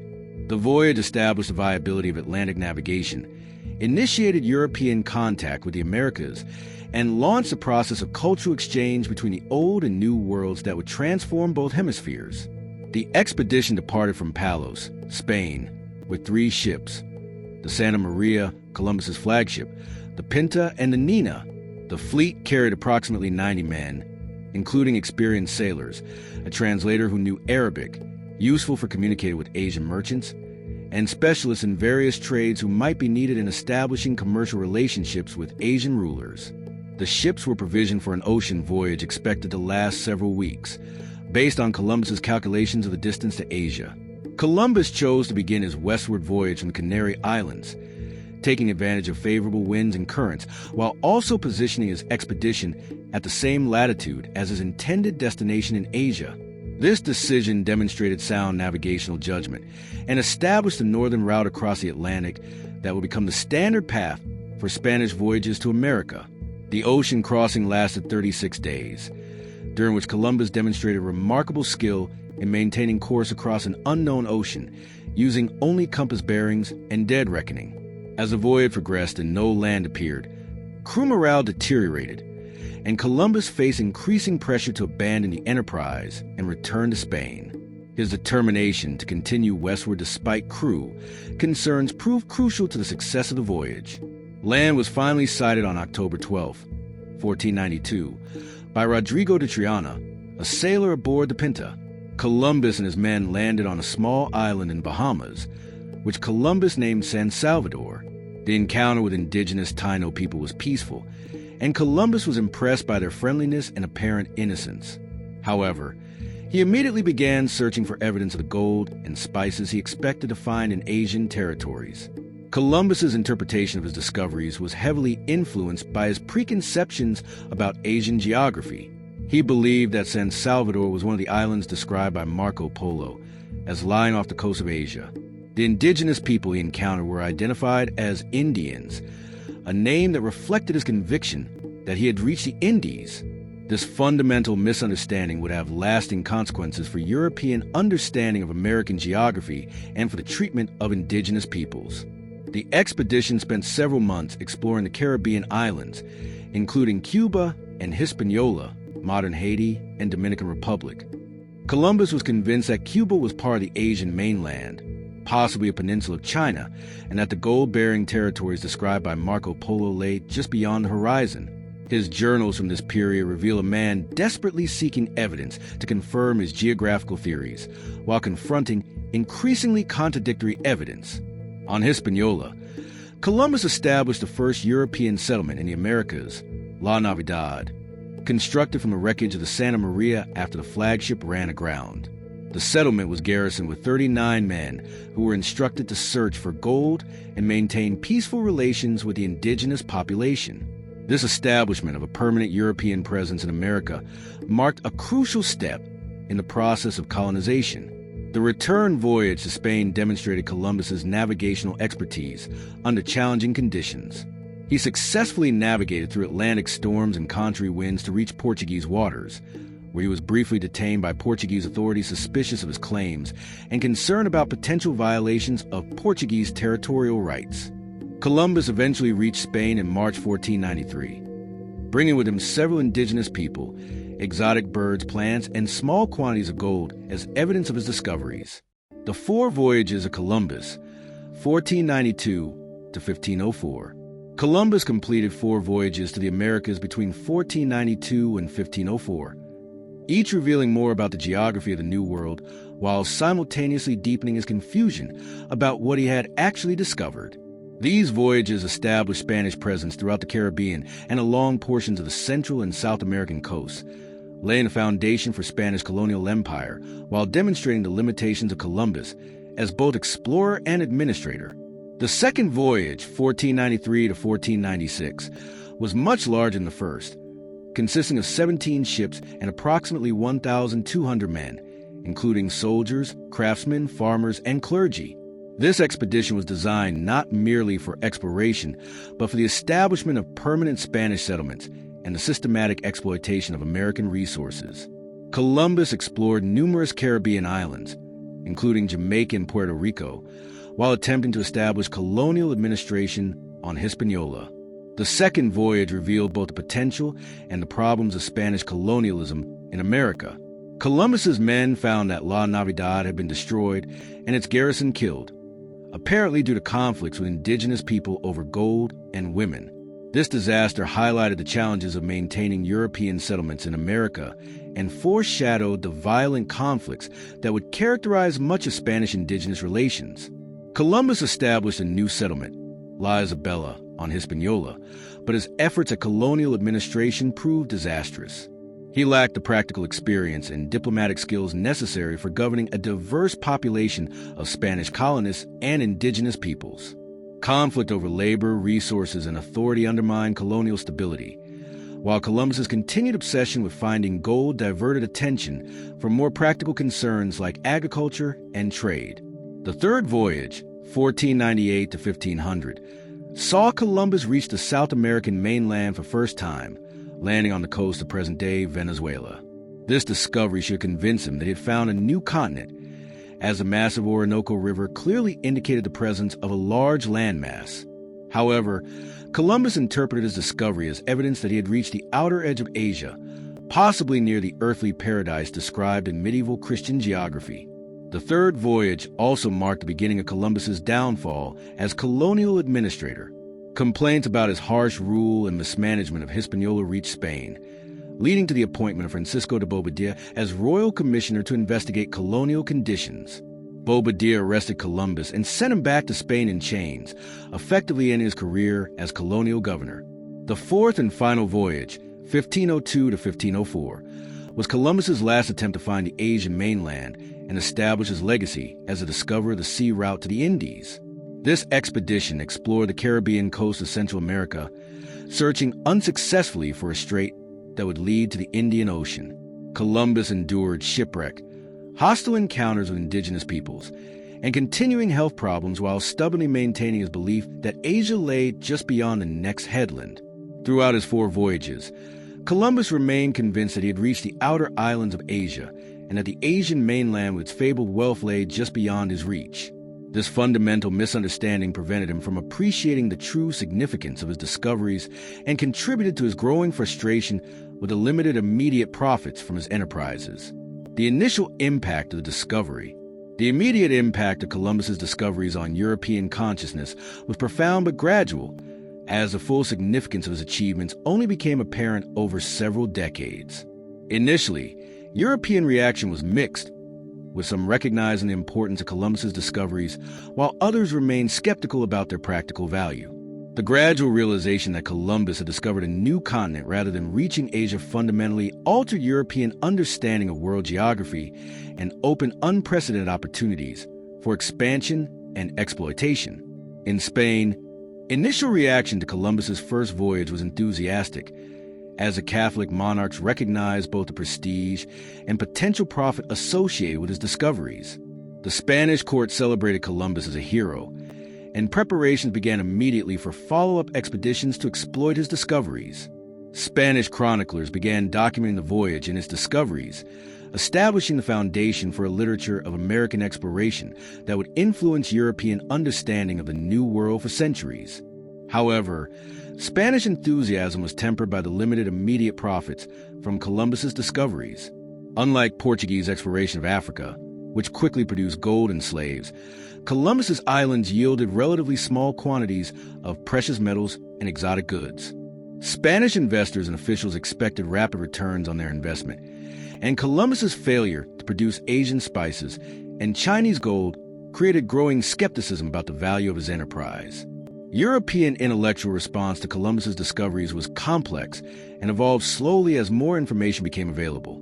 Initial reports focused on the exotic nature of American peoples, plants, and animals, emphasizing the strangeness of the New World rather than its potential value. European scholars struggled to incorporate Columbus's discoveries into existing geographical frameworks, leading to debates about whether he had actually reached Asia or discovered something entirely new. The publication of Amerigo Vespucci's letters describing his voyages to South America helped clarify European understanding of Columbus's achievements. Vespucci argued convincingly that the lands discovered by Columbus and other explorers constituted a new continent separate from Asia, leading to the eventual recognition that Columbus had discovered America rather than reaching the Indies. This realization enhanced rather than diminished the significance of Columbus's achievement, as the discovery of an entire new continent was arguably more important than finding a new route to Asia. The impact on indigenous American peoples was immediate and catastrophic, beginning processes of disease, conquest, and cultural destruction that would continue for centuries. European diseases, particularly smallpox, began decimating indigenous populations almost immediately after contact, creating demographic catastrophes that facilitated European conquest and colonization. The introduction of European plants, animals, and technologies began transforming American environments and societies even before systematic colonization began. Columbus's discoveries also initiated the process of biological and cultural exchange known as the Columbian Exchange, which would ultimately transform both the Old and New Worlds. European plants and animals began spreading throughout America, while American crops like maize, potatoes, and tomatoes began their gradual introduction to European agriculture. This biological exchange would eventually reshape global agriculture and support unprecedented population growth in both hemispheres. Conclusion: Christopher Columbus's 4 voyages between 1492 and 1504 achieved far more than their originator ever realized or intended. While Columbus never reached Asia or established a westward route to the Indies that he had promised, his discoveries opened the Americas to European exploration and colonization, initiating processes that would transform the entire world. His geographical confusion about what he had actually discovered does not diminish the historical significance of his achievement, which ranks among the most important turning points in human history. Columbus's success in crossing the Atlantic and returning safely demonstrated that oceanic navigation was feasible and profitable, encouraging other European powers to launch their own exploration programs. His establishment of permanent contact between Europe and America initiated the first truly global exchange of peoples, ideas, plants, animals, and diseases, creating the interconnected world system that continues to shape human civilization today. The enterprise of the Indies failed to achieve its stated objective, but succeeded in launching the age of exploration and establishing Spain as a global power. Columbus's voyages proved that the world was larger and more complex than medieval geography had suggested, opening infinite possibilities for human exploration and expansion, while also creating unprecedented challenges and conflicts that continue to influence world history. Chapter 5. Spanish expansion in the New World, 1500 to 1550. Conquistadors and colonizers. The period between 1500 and 1550 marked one of the most dramatic and transformative epochs in human history, as Spanish conquistadors swept across the Americas, toppling ancient civilizations and establishing a colonial empire that would endure for over 3 centuries.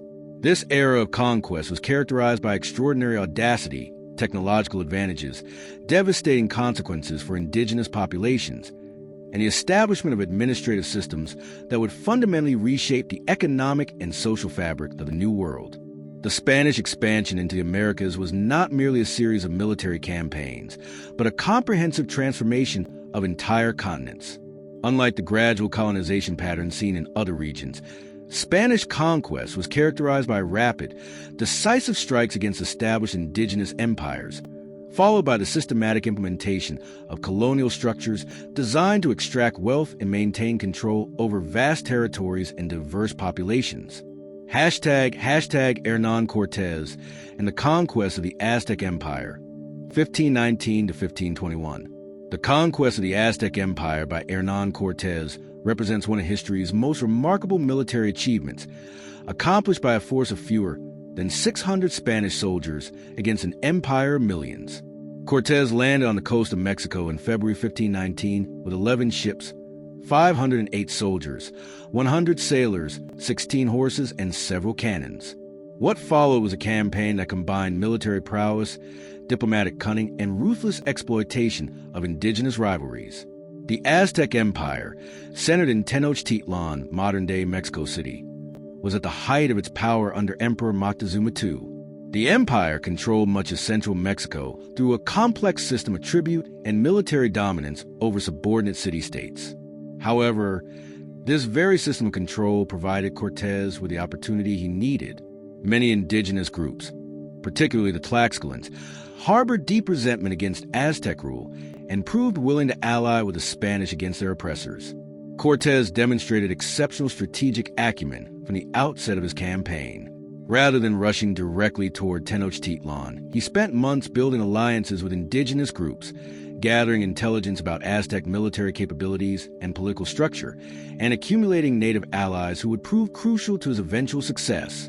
The Spanish advantage in technology, steel weapons, firearms, cannons, and horses, was significant but not decisive on its own.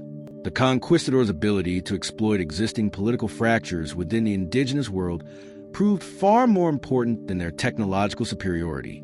The initial encounter between Cortés and Moctezuma in November 1519 revealed the complex interplay of diplomacy, intimidation, and cultural misunderstanding that characterized the conquest. Moctezuma, possibly viewing the Spanish as divine beings or at least as potentially useful allies, initially welcomed them into Tenochtitlan. This decision proved catastrophic when Cortés took the emperor hostage, effectively paralyzing the Aztec command structure. The conquest was not accomplished without significant setbacks. During the night of June 30th, 1520, known as La Noche Triste, the Sad Night, the Spanish were forced to flee Tenochtitlan under cover of darkness, suffering heavy casualties. However, Cortés regrouped, expanded his indigenous alliance system, and returned with a force of over 100,000 native allies to begin a siege of the island city that lasted from May to August 1521. The final assault on Tenochtitlan was a methodical campaign of destruction. The Spanish systematically destroyed the city's infrastructure, cut off food and water supplies, and fought house by house through the urban landscape. The siege culminated on August 13th, 1521, with the capture of the last Aztec emperor, Cuauhtémoc, and the complete destruction of one of the world's great cities. Contemporary accounts describe the devastation in apocalyptic terms, with Spanish soldiers wading through streets filled with corpses and the ruins of magnificent temples and palaces. Hashtag Francisco Pizarro and the conquest of the Inca Empire, 1532 to 1535. The conquest of the Inca Empire by Francisco Pizarro followed a similar pattern to Cortés' campaign in Mexico, but faced even more daunting geographical and logistical challenges. The Incan Empire, or Tawantinsuyo, stretched along the western coast of South America for over 2,500 miles, from present-day Ecuador to Chile, and included some of the world's most challenging terrain in the Andes Mountains. Pizarro's path to conquest was longer and more circuitous than that of Cortés. After unsuccessful expeditions in 1524 and 1526, Pizarro finally launched his definitive campaign in 1532 with a force of only 168 men. Like Cortés, Pizarro arrived at a moment of political crisis within the indigenous empire. The Inca Empire was emerging from a devastating civil war between two brothers, Huáscar and Atahualpa, which had weakened the empire's military capacity and political unity. The Spanish advantage in this conquest was even more pronounced than in Mexico due to the Incas' lack of written language, which limited their ability to coordinate responses across the vast empire, and their unfamiliarity with European military tactics and technology. The Incas had developed sophisticated administrative and engineering capabilities, building an extensive road network and establishing efficient systems of tribute collection and resource distribution. However, their military technology remained largely based on bronze weapons and traditional tactics that proved inadequate against Spanish steel, firearms, and cavalry. The pivotal moment of the conquest occurred at Cajamarca on November 16, 1532, when Pizarro executed one of the most audacious military operations in history. With only 168 men, he ambushed Atahualpa, who had arrived with a retinue of several thousand unarmed attendants expecting a peaceful meeting. The Spanish cavalry and infantry, supported by cannons, created panic among the Inca forces, resulting in thousands of casualties while suffering no Spanish deaths. Atahualpa was captured alive, effectively decapitating the Inca command structure. Following his capture, Atahualpa offered to fill a room with gold and 2 rooms with silver in exchange for his freedom, demonstrating both the wealth of the Inca Empire and the Spanish obsession with precious metals. Despite receiving this enormous ransom, one of the largest in history, Pizarro ordered Atahualpa's execution in July 1533, eliminating the last legitimate Inca ruler and removing any possibility of negotiated coexistence. The subsequent conquest of the Inca heartland proceeded with remarkable speed. Pizarro's forces occupied Cusco, the Inca capital, in November 1533, encountering minimal organized resistance. However, unlike the conquest of Mexico, Spanish control over the Inca territories remained contested for decades.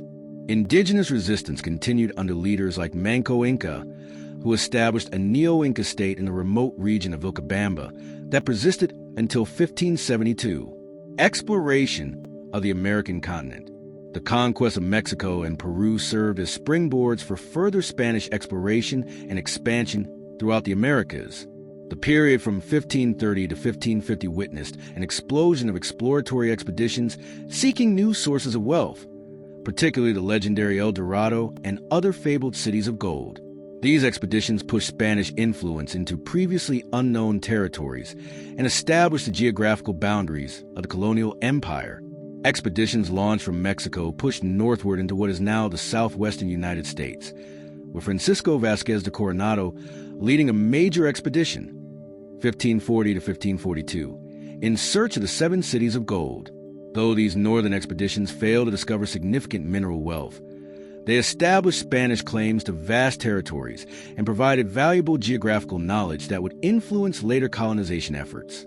From Peru, Spanish expeditions explored the Amazon basin, the Pacific coast, and the southern regions of South America.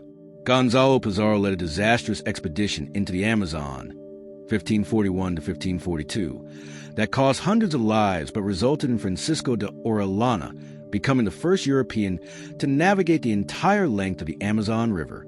Other expeditions explored the Pacific coast, establishing settlements in present-day Colombia, Venezuela, and Chile.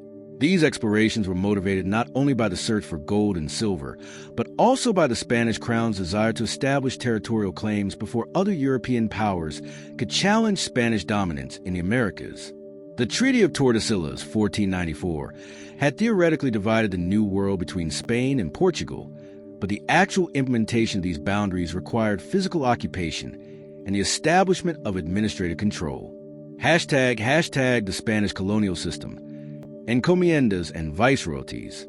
The establishment of effective colonial administration represented one of Spain's most significant achievements in the Americas. The Spanish developed a sophisticated system of governance that balanced central control from Madrid with the practical necessities of governing territories separated by thousands of miles of ocean and inhabited by diverse populations with varying degrees of cooperation or resistance. The encomienda system formed the foundation of early Spanish colonial administration.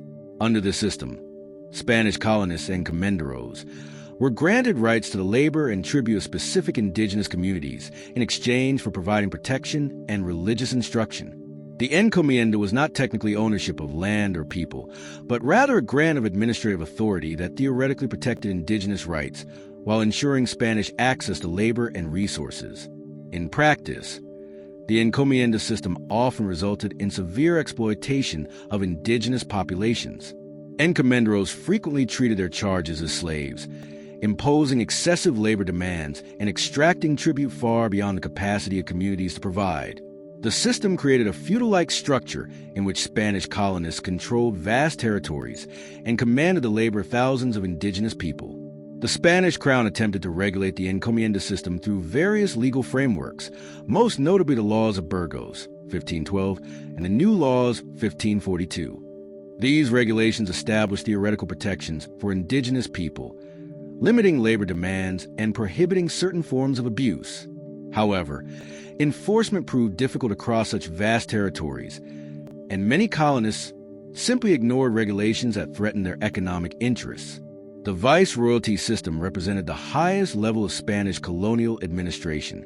The first viceroyalty, New Spain, was established in 1535 with its capital in Mexico City, encompassing all Spanish territories in North America and Central America. The Viceroyalty of Peru, established in 1542 with its capital in Lima, controlled Spanish South America. These viceroyalties were subdivided into audiencias, judicial districts, and smaller administrative units that extended Spanish authority into remote regions.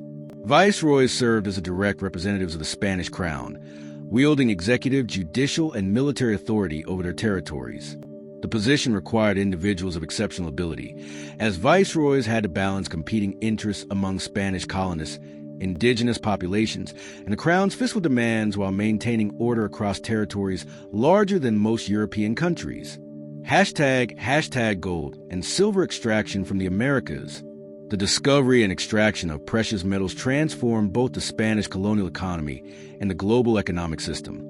The wealth flowing from American mines financed Spanish military campaigns in Europe, supported the Habsburg monarchy's imperial ambitions, and ultimately contributed to a global inflation that affected economies throughout Europe and beyond. The initial source of Spanish wealth in the Americas came from the accumulated treasures of conquered indigenous empires. The ransom paid by Atahualpa and the systematic looting of Aztec and Inca temples and palaces provided immediate returns on Spanish investments in conquest. However, these accumulated treasures, while spectacular, represented only a fraction of the wealth that would eventually flow from American mines. The true transformation of the Spanish colonial economy began with the discovery of major silver deposits, particularly at Potosí in present-day Bolivia, 1545, and Zacatecas in Mexico, 1546.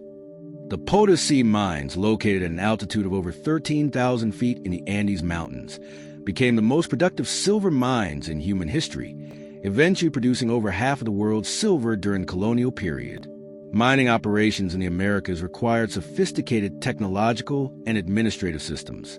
The Spanish adapted European mining techniques to American conditions while incorporating indigenous knowledge and labor systems.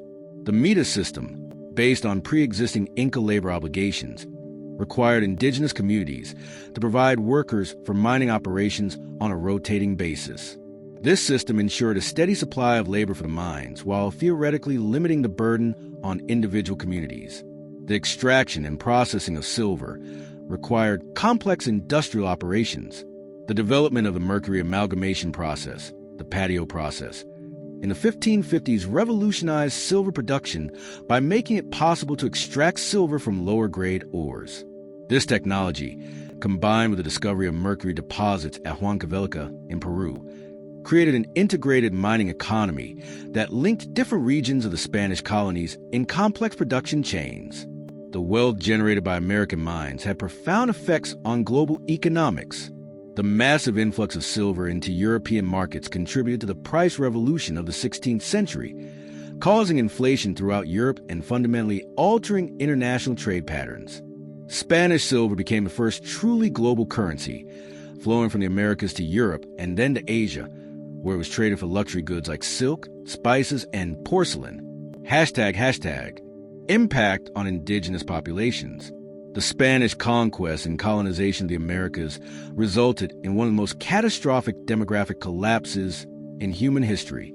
Indigenous populations, which may have numbered between 50 and 100 million before European contact, declined by an estimated 90% during the first century of Spanish rule. This demographic catastrophe resulted from a combination of disease, warfare, exploitation, and the destruction of traditional social and economic systems. Disease proved to be the most devastating factor in indigenous population decline. European diseases such as smallpox, typhus, measles, and influenza spread rapidly through indigenous populations that lacked immunity to these pathogens. Epidemic diseases often preceded Spanish military conquest, weakening indigenous societies and facilitating Spanish dominance. The psychological impact of these epidemics was as significant as their demographic effects, as indigenous people struggled to understand why their traditional healing practices proved ineffective against European diseases. The military conquest itself resulted in significant loss of life, though probably less than the casualties from disease. The destruction of indigenous cities, the disruption of agricultural systems, and the elimination of traditional leadership structures created social chaos that contributed to population decline. The Spanish practice of razing indigenous temples and destroying religious artifacts represented not just military strategy, but cultural genocide that undermined the spiritual foundations of indigenous societies. The encomienda system and other labor arrangements imposed by Spanish colonists created conditions of severe exploitation that contributed to indigenous population decline. Indigenous people were forced to work in mines, plantations, and construction projects under conditions that often amounted to slavery. The disruption of traditional agricultural practices and the diversion of labor to serve Spanish economic interests resulted in food shortages and malnutrition that made indigenous populations more vulnerable to disease. The Spanish colonial system also implemented systematic cultural destruction designed to eliminate indigenous religious practices and social structures. The Catholic Church, working in cooperation with colonial administrators, launched extensive campaigns to convert indigenous people to Christianity while suppressing traditional religious practices. Indigenous languages were often banned, traditional forms of governance were eliminated, and children were removed from their families to be educated in Spanish customs and beliefs. Despite these catastrophic impacts, indigenous populations demonstrated remarkable resilience and adaptability. Many communities developed strategies for survival that combined accommodation with resistance, adopting Spanish technologies and practices while maintaining core elements of their traditional cultures.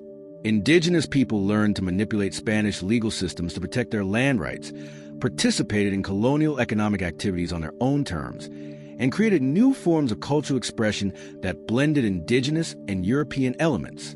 The period from 1500 to 1550 established the foundations of Spanish colonial rule in the Americas, creating systems of governance, economic exploitation, and cultural dominance that would persist for over 3 centuries. The conquistadors' military achievements, remarkable as they were represented only the beginning of a much larger transformation that would reshape the demographic, economic, and cultural landscape of the entire Western Hemisphere. The consequences of this transformation, both the wealth it generated for Spain and the suffering it imposed on indigenous populations, would influence the course of world history for centuries to come. Chapter 6. The First Circumnavigation, 1519 to 1522. Ferdinand Magellan and the Journey Around the World. The first circumnavigation of the globe represents one of humanity's greatest achievements in exploration and navigation, fundamentally transforming our understanding of geography, the scale of our planet, and the interconnectedness of world oceans. This extraordinary voyage, initiated by Portuguese navigator Ferdinand Magellan, Fernão de Magalhães, under Spanish sponsorship, and completed by Juan Sebastián Elcano, proved definitively that the Earth was a sphere and established the true dimensions of the Pacific Ocean. More than just a feat of navigation, this expedition represented the culmination of centuries of maritime technological development and the beginning of truly global trade networks that would reshape world commerce. The expedition's significance extends far beyond its geographical discoveries.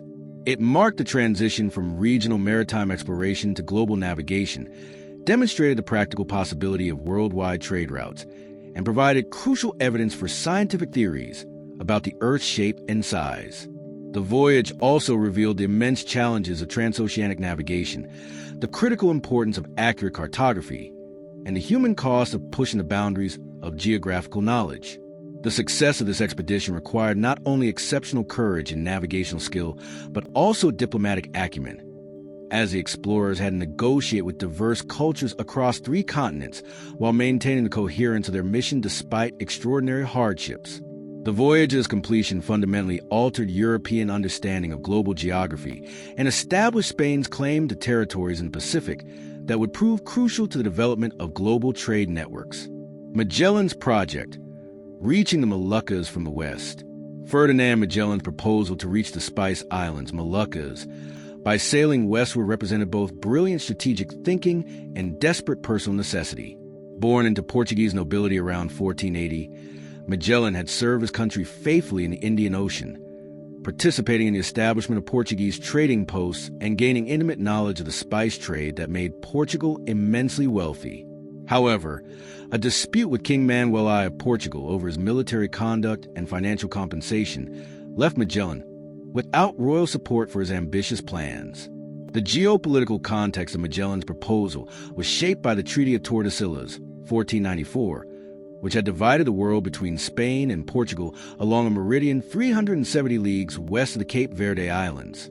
While this treaty clearly established Portuguese rights to the eastern route to Asia around Africa, the western boundaries remained undefined, creating a legal ambiguity that Magellan cleverly exploited. He argued that the Spice Islands, the source of the world's most valuable commercial commodities, actually lay within the Spanish sphere of influence when approached from the west. Magellan's plan was based on several crucial assumptions about global geography, some correct and others dramatically mistaken. He correctly believed that the American continent could be circumnavigated, either through a southern passage or around its southern tip. He also accurately predicted that the Pacific Ocean, which he would name Mar Pacifico for the apparent calm, connected the western shores of America with Asia. However, he catastrophically underestimated the Pacific's size, believing it to be roughly the same width as the Atlantic Ocean. The economic motivation behind Magellan's proposal was enormous. The spice trade represented one of the most profitable commercial activities in the world, with nutmeg, cloves, cinnamon, and pepper commanding prices in European markets that were hundreds of times their cost at the source.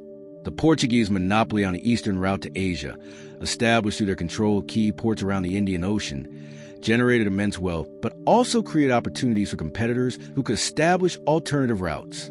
When Magellan presented his plan to the Spanish court in 1518, he offered Spain the opportunity to break the Portuguese monopoly and establish direct access to the world's most valuable trading region. The Spanish crown, flush with wealth from American conquest, but still seeking to maximize its global commercial advantages, agreed to sponsor the expedition. The contract signed with Magellan gave him extraordinary authority, including the titles of Captain General of the Fleet and Governor of any lands he might discover. The preparation of the expedition revealed both the scale of Spanish ambitions and the practical challenges of mounting such an unprecedented voyage. The Spanish crown provided 5 ships, Trinidad, San Antonio, Concepcion, Victoria, and Santiago, and supplies for a 2-year voyage, along with trade goods intended for exchange in Asian markets. The crew of approximately 270 men represented a truly international assembly, including Spaniards, Portuguese, Italians, Greeks, French, Germans, and others, reflecting the cosmopolitan nature of 16th century maritime exploration, the Spanish expedition, and the challenges of the voyage. The fleet departed from Sanlúcar de Barrameda on September 20th, 1519, beginning what would prove to be the most challenging maritime expedition in history up to that point. From the outset, the voyage was plagued by problems that would characterize the entire journey.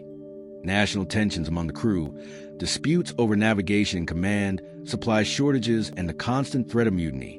The first major challenge emerged almost immediately as Portuguese agents, working on behalf of King Manuel I, attempted to sabotage the expedition through diplomatic pressure and espionage. The Portuguese crown, recognizing the threat that a successful Spanish western route to Asia would pose to their eastern monopoly, deployed considerable resources to prevent the expedition's success. Portuguese ships shadowed Magellan's fleet, and Portuguese agents in Spanish ports attempted to gather intelligence about the expedition's plans and supplies. National tensions within the expedition itself created another persistent source of conflict. Spanish captains, resentful of serving under Portuguese command, questioned Magellan's decisions and challenged his authority throughout the voyage. These tensions reflected broader Portuguese-Spanish rivalries, but also demonstrated the practical difficulties of maintaining unity and discipline during extended voyages under extreme conditions. The Atlantic crossing, while following established routes, presented significant challenges in terms of navigation and supply management. The fleet had to navigate carefully to avoid Portuguese-controlled territories while dealing with the normal hazards of oceanic travel: storms, equipment failures, food spoilage, and the constant threat of scurvy and other diseases. The stop in Rio de Janeiro, controlled by Portugal, required delicate diplomatic negotiations to secure supplies without compromising the expedition's mission. As the fleet sailed south along the South American coast, the challenges intensified dramatically. The crew faced increasingly cold weather, rough seas, and the psychological pressure of sailing into completely unknown waters. Unlike previous expeditions that followed partially known routes or had clear geographical objectives, Magellan's voyage ventured into regions that existed only in theoretical speculation. The southern winter of 1520 forced the expedition to establish winter quarters at Puerto San Julian in Patagonia, where they encountered the indigenous Tehuelche people, whom they described as giants. This extended stay tested the expedition's cohesion to its limits, as supplies dwindled and crew morale plummeted. The harsh conditions and uncertain prospects led to a serious mutiny attempt in April 1520, which Magellan suppressed through decisive action that included the execution of one captain and the marooning of another. The discovery of the Strait of Magellan. The discovery of the passage that would bear Magellan's name represents one of the most significant geographical discoveries in history, opening the door to Pacific navigation and fundamentally altering global trade patterns. The search for this passage required months of careful exploration along the treacherous Patagonian coast, where violent storms, rocky shores, and unpredictable currents created constant dangers for the wooden ships of the 16th century. The expedition resumed its southward journey in August 1520, with the crew's morale partially restored by warmer weather and the promise of completing their primary geographical objective. The exploration of the South American coast required systematic investigation of every inlet and bay, as the navigators had no reliable maps or local knowledge to guide their search. Each potential passage had to be carefully explored, often requiring days or weeks to determine whether it led to the Western Ocean or merely to inland waterways. On October 21st, 1520, the fleet discovered the entrance to what appeared to be a significant waterway at approximately 52 degrees south latitude. Initial exploration suggested that this might be the long-sought passage to the Pacific, but the narrow entrance and complex geography made verification extremely dangerous. The strait proved to be a labyrinthine network of channels, islands, and fjords that required exceptional navigational skill to traverse safely. The passage to the strait took 38 days of incredibly difficult navigation through some of the world's most challenging waters. The crews had to contend with powerful tidal currents, unpredictable winds, narrow channels barely wide enough for their ships, and the constant threat of being driven onto rocky shores. The psychological pressure was intense, as the navigators were attempting to chart unknown waters while maintaining course toward an uncertain destination. During the passage, the expedition lost to San Antonio, whose crew mutinied and returned to Spain, taking with them a significant portion of the fleet's supplies. This desertion reduced the expedition's resources at a critical moment and demonstrated the continuing fragility of crew loyalty under extreme conditions. The remaining 4 ships continued through the strait, guided by fires lit by indigenous people on the southern shores, which led Magellan to name the region Tierra del Fuego, Land of Fire. The successful navigation of the strait represented a triumph of seamanship and determination, but also revealed the true scale of the challenge facing the expedition. The passage had taken over a month to complete, had cost them 1 ship and valuable supplies, and had brought them to the shores of an ocean whose size they could not imagine. When the fleet finally emerged into the Pacific Ocean on November 28, 1520, they believed they were only days or weeks away from the Spice Islands. The Pacific crossing and arrival in the Philippines. The crossing of the Pacific Ocean proved to be the most grueling segment of the entire circumnavigation, testing human endurance to its absolute limits and revealing the true scale of our planet's largest ocean. What Magellan had expected to be a relatively brief voyage across a modest body of water became a 99-day ordeal across an ocean that comprises nearly 1/3 of the Earth's surface. The fleet's entry into the Pacific was initially encouraging, as the ocean appeared calm compared to the turbulent waters they had recently navigated. Magellan named it Mar Pacifico, Peaceful Sea, though this designation would prove ironically inappropriate as the expedition progressed. The favorable initial conditions gave the crew hope that they would quickly reach their destination and complete their mission. However, the Pacific crossing soon became a nightmare of hunger, thirst, and disease. The vast distances between islands meant that the ships sailed for weeks without sight of land, consuming supplies at an alarming rate while making no apparent progress toward their goal. The crew was forced to eat leather, sawdust, and rats as their food supplies dwindled. Scurvy ravaged the crew, causing teeth to fall out, gums to swell, and old wounds to reopen. The psychological challenges were as severe as the physical ones. Day after day, the crew scanned the horizon for signs of land that never appeared.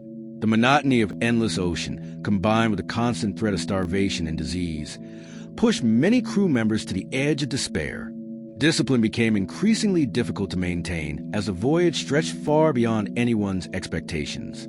The expedition made only 2 significant landfalls during the Pacific crossing, a brief stop at an uninhabited atoll, possibly Puka Puka, where they found no fresh water or food, and a longer stay at Guam and the Mariana Islands, where they were able to replenish some supplies through trade with the indigenous Chamorro people. The encounter with the Chamorros provided crucial relief, but also created tensions when cultural misunderstandings led to conflicts over property and trade practices. The arrival in the Philippines on March 16, 1521, marked the end of the most challenging ocean crossing in recorded history. The archipelago provided abundant fresh water, food, and opportunity for trade, allowing surviving crew members to recover their strength. More importantly, the Philippines represented the achievement of Magellan's primary geographical objective, reaching Asia by sailing westward from Europe. The Filipino archipelago also presented Magellan with the opportunity to demonstrate Spanish power and establish territorial claims in a strategically valuable region. The island's location made them potentially crucial links in trans-Pacific trade routes, and their diverse population offered opportunities for both commercial relationships and religious conversion. Magellan quickly recognized the strategic importance of establishing Spanish influence in the region. Magellan's death and Elcano's leadership. Ferdinand Magellan's death on April 27, 1521, during the Battle of Mactan in the Philippines, represented both a personal tragedy and a critical turning point in the expedition's fortunes. His death resulted from his decision to intervene in local political conflicts, demonstrating both the opportunities and dangers inherent in European involvement in Asian politics. Magellan's involvement in Filipino politics began almost immediately upon his arrival in the archipelago. He quickly established relationships with local rulers, particularly Raja Humabon of Cebu, who agreed to convert to Christianity and accept Spanish sovereignty. This diplomatic success encouraged Magellan to expand Spanish influence throughout the region, but it also drew him into complex political relationships that he did not fully understand. The conflict that led to Magellan's death arose from his attempt to force Lapu-Lapu, the chief of Mactan Island, to submit to Spanish authority and convert to Christianity. When Lapu-Lapu refused, Magellan decided to use military force to demonstrate Spanish power and compel submission. This decision proved to be a fatal miscalculation, as it led him into a battle against a determined enemy fighting on familiar terrain with superior numbers. The Battle of Mactan demonstrated the limitations of European military advantages in certain tactical situations. While Spanish armor, firearms, and steel weapons provided significant advantages in many contexts, they proved inadequate when a small force faced overwhelming numbers in difficult terrain. Magellan and 8 other Europeans were killed in the battle, while the surviving crew members retreated to their ships. Magellan's death created a leadership crisis that threatened to destroy the expedition entirely. The crew had lost their most experienced navigator and the person who best understood the expedition's objectives and methods. Moreover, the defeat at Mactan damaged Spanish prestige in the region and complicated relationships with local rulers who had been considering alliance with the Europeans. Juan Sebastián Elcano emerged as the expedition's new leader through a combination of navigational expertise, diplomatic skill, and the desperate necessity of completing the mission. A Basque sailor with extensive maritime experience, Elcano had previously served as master of Concepcion and had demonstrated exceptional competence in navigation and seamanship throughout the voyage. Elcano's first challenge was restoring the expedition's cohesion and morale after the devastating loss of its original leader. He accomplished this through a combination of firm leadership and practical decision-making that focused on the crew's survival and completion of their mission. He also had to manage the complex political situation in the Philippines, extricating the expedition from local conflicts while maintaining enough diplomatic relationships to secure necessary supplies. The decision to continue the voyage rather than return to Spain via the Pacific demonstrated Elcano's strategic thinking and commitment to the expedition's original objectives. With only 2 ships remaining, the Santiago had been wrecked earlier and Concepcion was abandoned due to insufficient crew, Elcano recognized that the eastward route through the Indian Ocean offered the best chance of completing the circumnavigation and proving the expedition's primary geographical theories: the return to Spain and proof of Earth's sphericity. The final phase of the circumnavigation, from the Philippines to Spain, proved that the expedition's greatest challenges were far from over. Elcano's decision to continue westward through the Indian Ocean required navigating Portuguese-controlled waters while avoiding detection and confrontation with Portuguese forces determined to protect their eastern monopoly. The voyage from the Philippines to the Spice Islands allowed the expedition to fulfill one of its primary commercial objectives: securing a cargo of valuable spices that would justify the enormous costs and risks of the voyage. The crew successfully purchased cloves, nutmeg, and other spices in the Moluccas, loading the remaining ships with commodities worth far more than the expedition's total cost. However, the commercial success came with increased risks, as the Portuguese authorities in the region were determined to prevent Spanish competitors from establishing alternative trade routes. The expedition had to navigate carefully through the Indonesian archipelago, avoiding Portuguese patrols while dealing with mechanical problems that constantly threatened their ability to continue the voyage. The passage across the Indian Ocean tested the expedition's resources and seamanship once again. The monsoon winds and seasonal weather patterns required precise timing and navigation, while the constant threat of Portuguese interception forced the expedition to avoid established trade routes and friendly ports where they might have secured supplies and repairs. The rounding of the Cape of Good Hope represented another major milestone, as it brought the expedition into the Atlantic Ocean and within reach of European waters. However, this achievement came at enormous cost, as the Trinidad had been forced to remain in the East Indies for repairs, leaving only the Victoria to complete the circumnavigation with a crew reduced to just 47 survivors. The final Atlantic crossing proved to be another ordeal of hunger and disease, as the Victoria's supplies dwindled and her crew weakened. The ship's condition deteriorated steadily, with leaks requiring constant pumping and rigging failures threatening to leave them stranded in mid-ocean. The psychological pressure being so close to home while facing continued mortal danger tested the crew's endurance to its limits. The Victoria finally arrived at Sanlakar-Barrameda on September 6, 1522, completing the first circumnavigation of the globe with only 18 survivors of the original crew of 270. The successful completion of the voyage provided definitive proof of the Earth's sphericity and revealed the true scale of the Pacific Ocean, fundamentally transforming European understanding of global geography. The scientific and geographical implications of the circumnavigation were profound and immediate. The voyage proved conclusively that the Earth was a sphere that could be completely circumnavigated by ocean travel, settling centuries of geographical speculation. More importantly, it revealed the true dimensions of the Pacific Ocean, showing that it was far larger than any European had imagined, and that Asia was much farther from America than theoretical calculations had suggested. The economic implications were equally significant, though more complex than originally anticipated. While the cargo of spices brought back by the Victoria was extremely valuable, the cost of the expedition, in terms of ships, supplies, and human lives, demonstrated that the western route to Asia was far more challenging and expensive than anticipated. However, the voyage established Spanish claims to Pacific territories and trade routes that would prove immensely valuable in subsequent centuries. The circumnavigation also had profound implications for global politics and trade. It demonstrated the practical possibility of worldwide navigation and commerce, laying the foundation for the first truly global economy. The voyage showed that no ocean was impassable and no continent was isolated, establishing the theoretical basis for the integrated global trade networks that would develop over the following centuries. The human cost of the first circumnavigation was staggering, with over 93% of the original crew perishing during the voyage. This mortality rate demonstrated the extreme dangers of early oceanic exploration and the extraordinary courage required to push the boundaries of geographical knowledge. The survivors, led by Elcano, had achieved one of the greatest feats in human history, but at a price that revealed both the potential and the perils of global exploration. The completion of the first circumnavigation marked the end of the age of purely regional exploration and the beginning of the modern era of global navigation. It proved that the world's oceans were connected and navigable, that the Earth's true dimensions could be measured through practical voyaging, and that global trade networks were theoretically possible. Most importantly, it demonstrated that human determination and skill could overcome seemingly impossible geographical barriers, opening the entire world to exploration, trade, and cultural exchange. Chapter 7. The Treaty of Tordesillas and Territorial Disputes, 1494 to 1550. Dividing the world.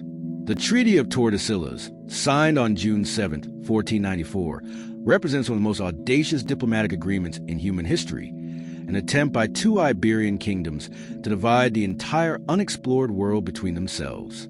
This treaty, negotiated before Europeans had any accurate understanding of global geography, will profoundly shape the political, cultural, and economic development of vast regions across 4 continents for centuries to come. The agreement emerged from the immediate need to resolve territorial conflicts arising from Columbus's recent discoveries, but its implications will extend far beyond the original dispute, creating a framework for a colonial expansion that would influence global politics well into the modern era. The treaty's significance lies not only in its immediate diplomatic resolution of Portuguese-Spanish rivalries, but also in its establishment of a precedent for European claims to sovereignty over non-European territories. By presuming the right to divide unknown lands inhabited by indigenous peoples, the Treaty of Tordesillas embodied the European worldview that would justify centuries of colonial expansion and cultural domination. The treaty also demonstrated the growing importance of accurate geographical knowledge in international diplomacy, as the practical implementation of its provisions would depend entirely on advances in navigation and cartography. The negotiation and implementation of the Treaty of Tordesillas reveals the complex interplay between religious authority, royal diplomacy, and practical exploration that characterized the Age of Discovery. The treaty's provisions reflected both the immediate political needs of the Iberian kingdoms and the broader European assumption that Christian monarchs possess legitimate authority to claim sovereignty over newly discovered territories. regardless of existing indigenous political structures. The initial conflict between Portugal and Spain, the territorial dispute that led to the Treaty of Tordesillas, emerged directly from Christopher Columbus's return from his first voyage to America in March 1493. Columbus's claims to have reached Asia by sailing westward created an immediate diplomatic crisis, as his route appeared to violate existing Portuguese rights to exploration and trade in the Atlantic and Indian Oceans. The Portuguese crown, under King John II, had invested decades of effort and enormous resources in developing the eastern route to Asia around Africa, and Columbus's alleged discovery of a western route threatened to undermine Portugal's strategic advantages in Asian trade. The Portuguese response to Columbus's discoveries was swift and decisive. King John II immediately claimed that the newly discovered territories fell within Portugal's sphere of influence under existing papal grants, particularly the Bull Romanus Pontifex, 1455, which had granted Portugal exclusive rights to exploration and conquest along the African coast and in the southern seas. Portuguese diplomats argued that Columbus's westward route necessarily involved sailing through Portuguese-controlled waters, making any discoveries along that route subject to Portuguese sovereignty. The Spanish response was equally vigorous, as the Catholic monarchs Ferdinand and Isabella recognized that Portuguese claims, if accepted, would nullify the potential benefits of Columbus's voyage and eliminate Spain's opportunity to establish direct access to Asian markets. Spanish diplomats countered Portuguese arguments by claiming that Columbus had discovered entirely new territories that lay outside the scope of previous papal grants to Portugal. They argued that the westward route to these new lands was fundamentally different from the eastward route around Africa that had been granted to Portugal. The theological dimension of this dispute was crucial, as both kingdoms accepted papal authority to grant rights of exploration and conquest over non-Christian territories. The Spanish crown moved quickly to secure papal support for their claims, obtaining from Pope Alexander VI a series of bulls in May 1493 that granted Spain exclusive rights to territories discovered by sailing westward. The most important of these, Inter Quitera, established a demarcation line 100 leagues west of the Azores and Cape Verde Islands, with all territories west of this line granted to Spain and all territories east of it confirmed to Portugal. However, the papal resolution failed to satisfy Portuguese concerns, as King John II argued that the demarcation line was drawn too close to Portuguese territories and would severely limit Portugal's ability to navigate safely to their established trading posts in Africa and Asia. Portuguese navigators also claimed that the 100-league line would interfere with their established sailing routes, which often required wide westward swings into the Atlantic to catch favorable winds for the journey around Africa. The Portuguese position was strengthened by their superior knowledge of Atlantic navigation and their established diplomatic relationships with the papal court. Portuguese diplomats argued that their country's long history of exploration and their role in spreading Christianity to Africa gave them legitimate claims to consideration in any division of newly discovered territories. They also pointed out that Portuguese navigators had been exploring Atlantic islands and coastlines for decades, giving them prior claims to many territories that might fall under Spanish control according to the papal bulls. The negotiations and the Treaty of Tordesillas, 1494. The direct negotiations between Portugal and Spain that led to the Treaty of Tordesillas demonstrated the sophisticated diplomatic capabilities of both kingdoms and their recognition that a stable agreement was essential for avoiding potentially devastating conflicts over territorial claims. The negotiations began in late 1493 and continued to the first half of 1494, involving experienced diplomats who understood both the immediate practical issues and the long-term strategic implications of any agreement. The Portuguese negotiating position was led by experienced diplomats who had participated in previous territorial negotiations with Spain, particularly disputes over the Canary Islands and African territories. The Portuguese delegation included Dom Rui de Souza, Dom João de Souza, his son, and Dr. Arias de Silva, all of whom possess extensive knowledge of maritime law, papal diplomacy, and the practical requirements of oceanic navigation. Their primary objective was to secure a demarcation line that would preserve Portuguese access to their established African and Asian trade routes while preventing Spanish interference with Portuguese commercial interests. The Spanish delegation was equally sophisticated, including Don Enrique Enriquez, uncle of King Ferdinand, Don Gatir de Cardenas, and Dr. Rodrigo Maldonado, who brought extensive experience in international diplomacy and canon law. The Spanish negotiators faced a complex challenge. They needed to preserve the benefits of Columbus's discoveries while making sufficient concessions to Portugal to ensure a stable agreement that would prevent future conflicts. The central issue in the negotiations was the location of the demarcation line established by the papal bulls. The Portuguese negotiators argued convincingly that the 100-league line established by Pope Alexander VI was impractical and potentially dangerous for Portuguese navigation. They demonstrated that Portuguese ships traveling to Africa and Asia often needed to sail far westward into the Atlantic to catch favorable winds and currents, and that the papal demarcation line would force them to navigate through Spanish-controlled waters. The Portuguese also raised important technical questions about the measurement and implementation of the demarcation line. They pointed out that existing navigational technology made it extremely difficult to determine longitude with precision, meaning that any demarcation line would be difficult to enforce in practice.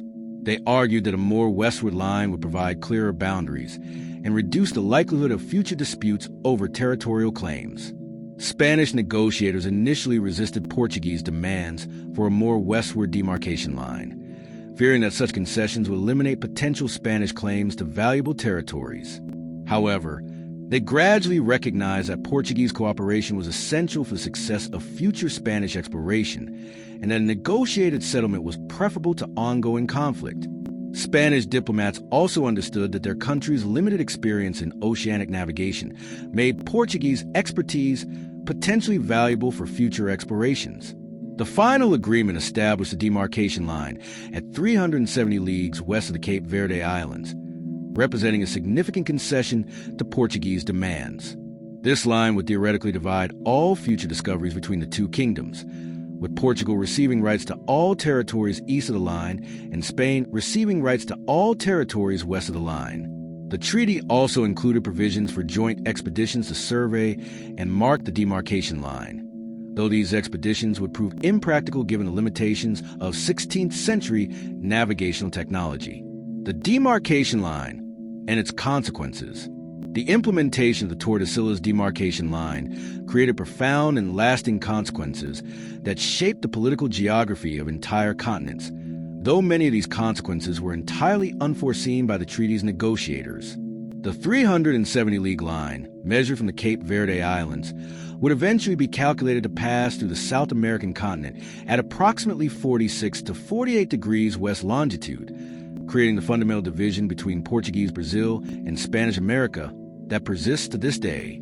The most immediate and visible consequence of the demarcation line was the establishment of Portuguese Brazil as a distinct colonial entity within South America. When Pedro Álvares Cabral officially claimed Brazil for Portugal in 1500, his action was legally justified by the Treaty of Tordesillas, as the Brazilian coast fell clearly within the Portuguese sphere under the treaty's provisions.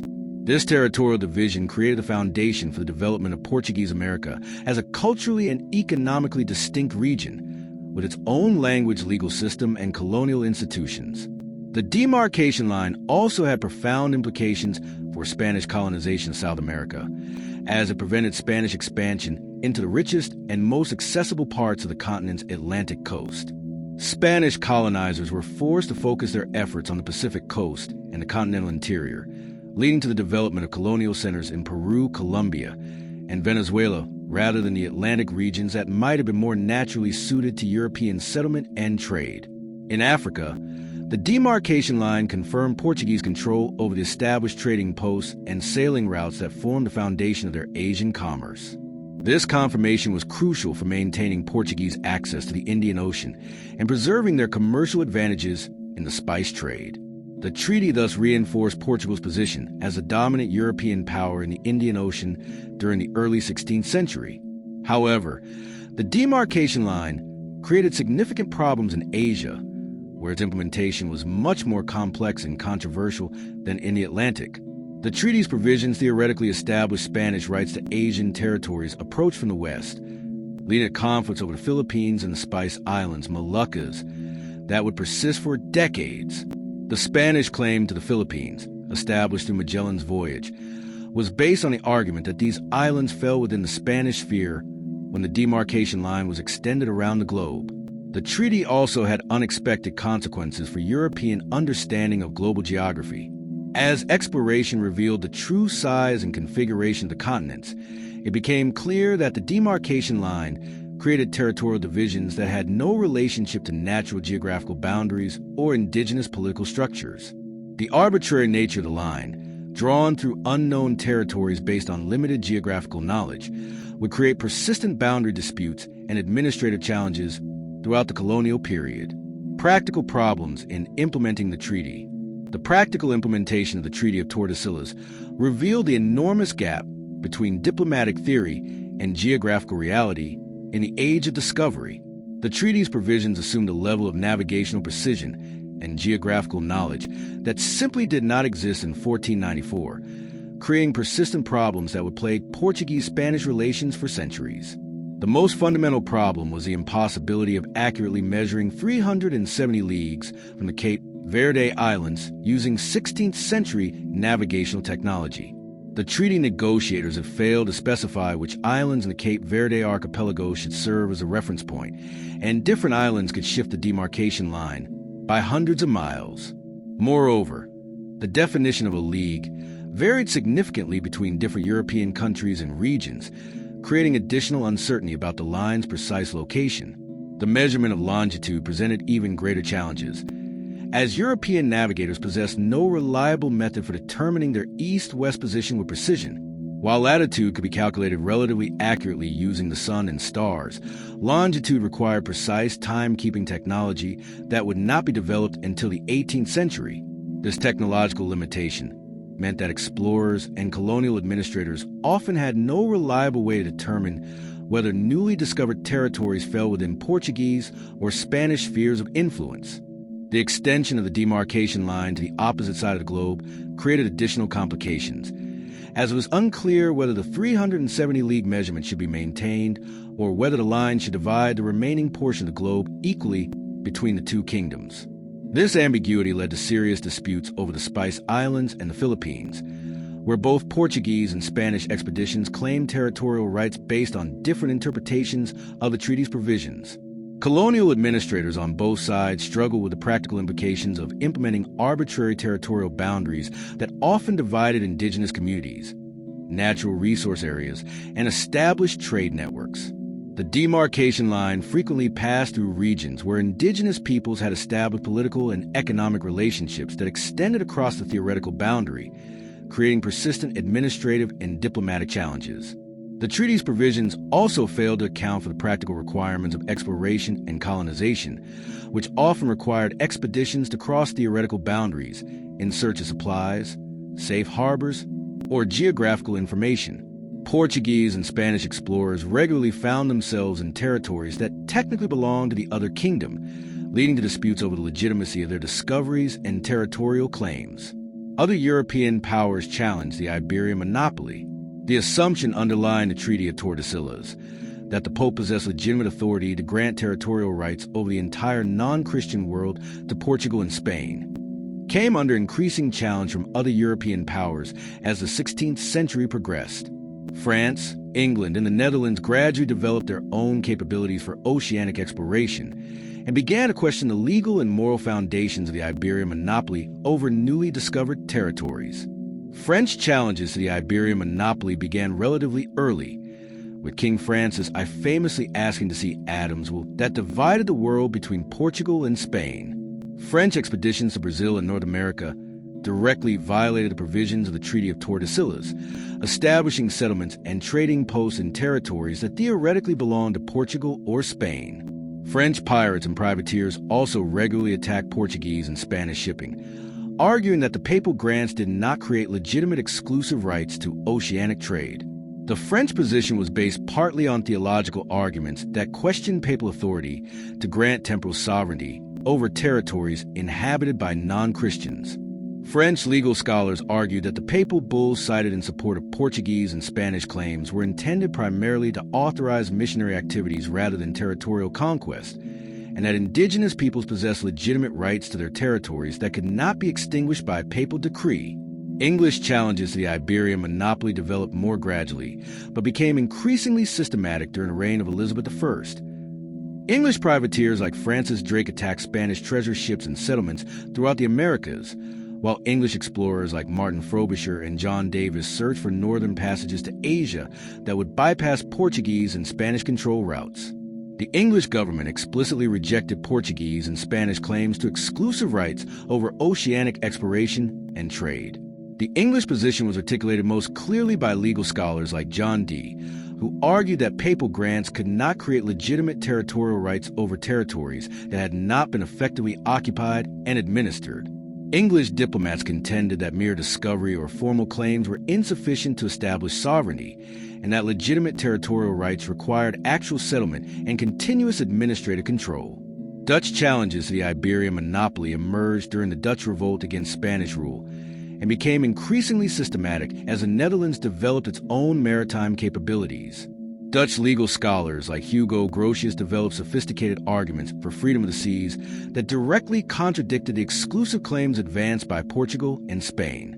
The Dutch East India Company and Dutch West India Company explicitly challenged Portuguese and Spanish monopolies by establishing competing trading networks in Asia, Africa, and the Americas.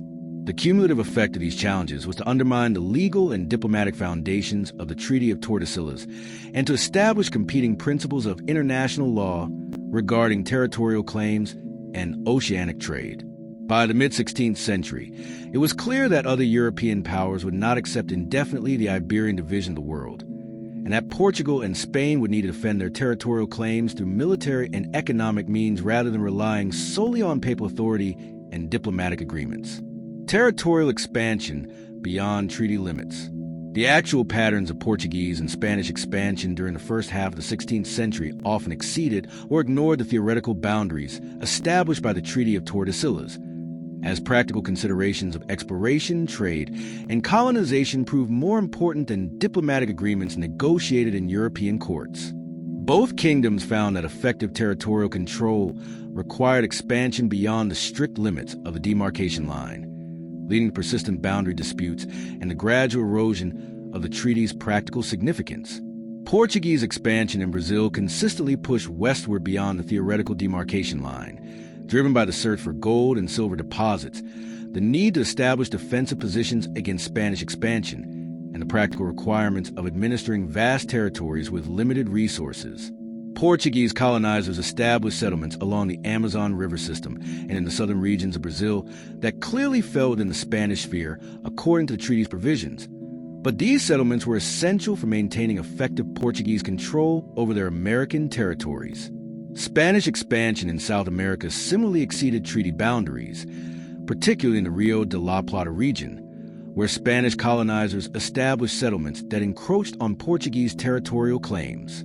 The establishment of Buenos Aires and other Spanish settlements in the southern cone of South America created overlapping territorial claims that would persist throughout the colonial period and beyond. In Asia, both Portuguese and Spanish expansion consistently violated the theoretical global extension of the demarcation line, as both kingdoms established territorial claims and trading posts based on practical considerations of commerce and navigation, rather than diplomatic agreements negotiated in Europe. The Portuguese establishment of trading posts in China and Japan and Spanish colonization of the Philippines created competing claims in regions where the demarcation line's location was highly disputed. The African expansion of both kingdoms also exceeded treaty provisions, as Portuguese exploration of the African interior and Spanish establishment of fortified positions in North Africa created territorial claims that extended far beyond the original scope of the treaty. These expansions were driven by the practical requirements of defending established territories and maintaining access to trade routes rather than by systematic implementation of diplomatic agreements. By 1550, it was clear that the Treaty of Tordesillas had failed to provide a stable framework for territorial division between Portugal and Spain, and that both kingdoms were pursuing expansion policies based on practical considerations rather than diplomatic agreements. The treaty's theoretical boundaries had been superseded by the realities of exploration, colonization, and international competition, setting the stage for future diplomatic negotiations that would need to address the actual patterns of territorial control rather than the theoretical divisions established in 1494. The Treaty of Tordesillas thus represents both a remarkable achievement in early modern diplomacy and a demonstration of the limitations of attempting to resolve territorial disputes through agreements negotiated without adequate geographical knowledge. While the treaty provided a temporary resolution to immediate Portuguese-Spanish conflicts, its long-term significance lay more in establishing precedents for European claims to territorial sovereignty over non-European territories than in creating stable boundaries for colonial expansion. Chapter 8. France, England, and Holland entered a contest, 1550 to 1650.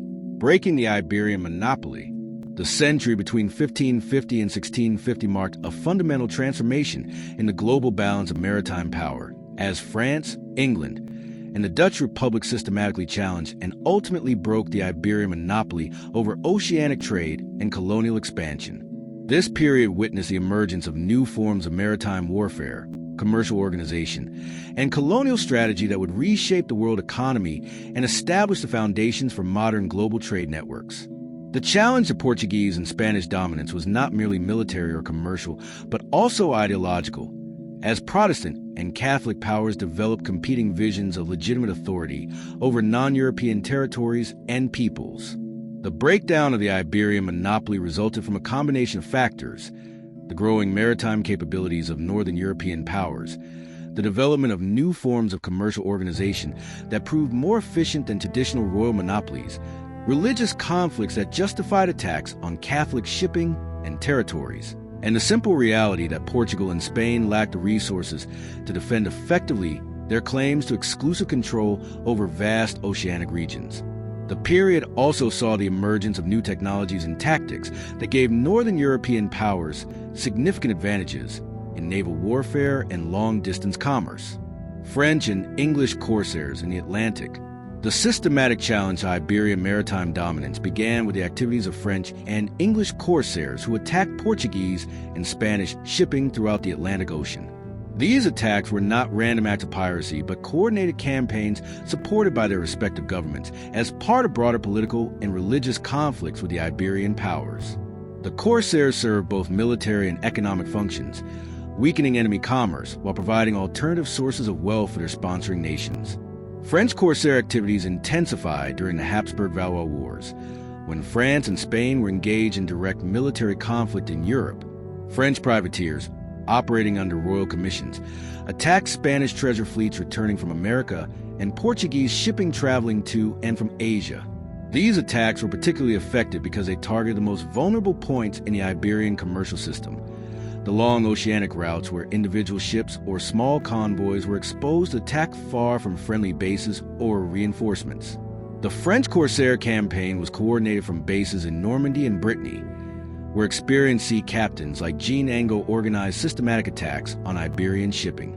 These operations required sophisticated intelligence networks to track the movements of treasure fleets and merchant convoys, as well as careful timing to intercept valuable cargoes at the most opportune moments. French corsairs also established temporary bases in the Caribbean and along the American coast, creating persistent threats to Spanish colonial commerce. English corsair activities developed more gradually, but became increasingly systematic during the reign of Elizabeth I, when religious and political conflicts with Catholic Spain intensified. English privateers like John Hawkins pioneered new forms of aggressive commerce that combined legitimate trade with systematic attacks on Spanish shipping and settlements. Hawkins's voyages to the Caribbean in the 1560s demonstrated both the vulnerability of Spanish colonial territories and the potential profits available to English merchants willing to challenge Iberian monopolies. The English approach to corsair warfare was characterized by careful organization and royal support that stopped just short of official war declarations. Elizabeth I provided privateers with royal commissions that gave their activities legal justification while maintaining official deniability when diplomatic relations with Spain required it. This system allowed England to wage effective economic warfare against Spain while avoiding the costs and risks of formal military conflict. The effectiveness of corsair attacks forced both Portugal and Spain to develop new defensive strategies, including the convoy system that grouped merchant ships with naval escorts for protection during oceanic voyages. However, these defensive measures were expensive and often ineffective, as corsairs adapted their tactics to exploit weaknesses in the convoy system. The persistent threat of corsair attacks also increased the cost of Iberian commerce, making it more difficult for Portuguese and Spanish merchants to compete with their northern European rivals. French attempts in Brazil, France Antarctique, and France Equinoctial.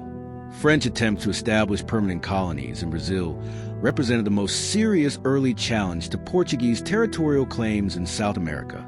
These colonial ventures, known as France Antarctique, 1555 to 1567, and France Equinoctial, 1612 to 1615, demonstrated both the ambitions of French colonial policy and the practical difficulties of establishing European settlements in territories claimed by the Iberian powers. France Antarctique was established in 1555 by Nicolas Durand de Villegagnon, who founded a settlement on an island in Guanabara Bay, present-day Rio de Janeiro. The French colonial project was motivated by multiple factors: the desire to establish a refuge for French Huguenots fleeing religious persecution, the opportunity to develop profitable trade relationships with indigenous peoples, and the strategic goal of challenging Portuguese control over the Brazilian coast. Villegagnon's settlement initially showed considerable promise, as the French established diplomatic relationships with local Tupinamba peoples and began developing trade networks based on Brazilwood and other local products. The French approach to indigenous relations differed significantly from Portuguese methods, emphasizing alliance and cooperation rather than domination and forced labor. French colonists also demonstrated greater flexibility in adapting to local conditions and integrating with indigenous communities. However, France Antarctique was undermined by internal conflicts between Catholic and Protestant colonists, inadequate support from France, and ultimately by Portuguese military action. The Portuguese Governor-General M.E.M. de Sá launched a systematic campaign to eliminate the French settlement, culminating in the final expulsion of French forces in 1567. The destruction of France Antarctique demonstrated both Portuguese determination to defend their territorial claims and the difficulties facing European powers attempting to establish colonies without overwhelming military superiority. France Equinoctial represented a second French attempt to establish a permanent presence in Portuguese America, this time in the northern region around present-day São Luís do Maranhão. Founded in 1612 by Daniel de la Touche, Sieur de la Ravagère, this settlement was intended to serve as a base for French expansion throughout the Amazon basin and as a center for trade with indigenous peoples throughout northern South America. The French settlement in Maranhão initially achieved greater success than France Antarctique, as the colonists established effective relationships with local indigenous groups and began developing sustainable economic activities. The French also demonstrated sophisticated understanding of local ecological and social conditions, adapting their colonial strategies to work within existing indigenous political and economic systems rather than attempting to replace them entirely. However, France Equinoctial ultimately suffered the same fate as its predecessor, as Portuguese forces under Geronimo de Albuquerque launched a coordinated military campaign that resulted in the expulsion of French colonists in 1615. The elimination of both French colonial ventures in Brazil confirmed Portuguese control over their American territories, while demonstrating the limitations of early European colonial projects that lacked adequate metropolitan support and military resources. England's maritime rise, Francis Drake and royal piracy.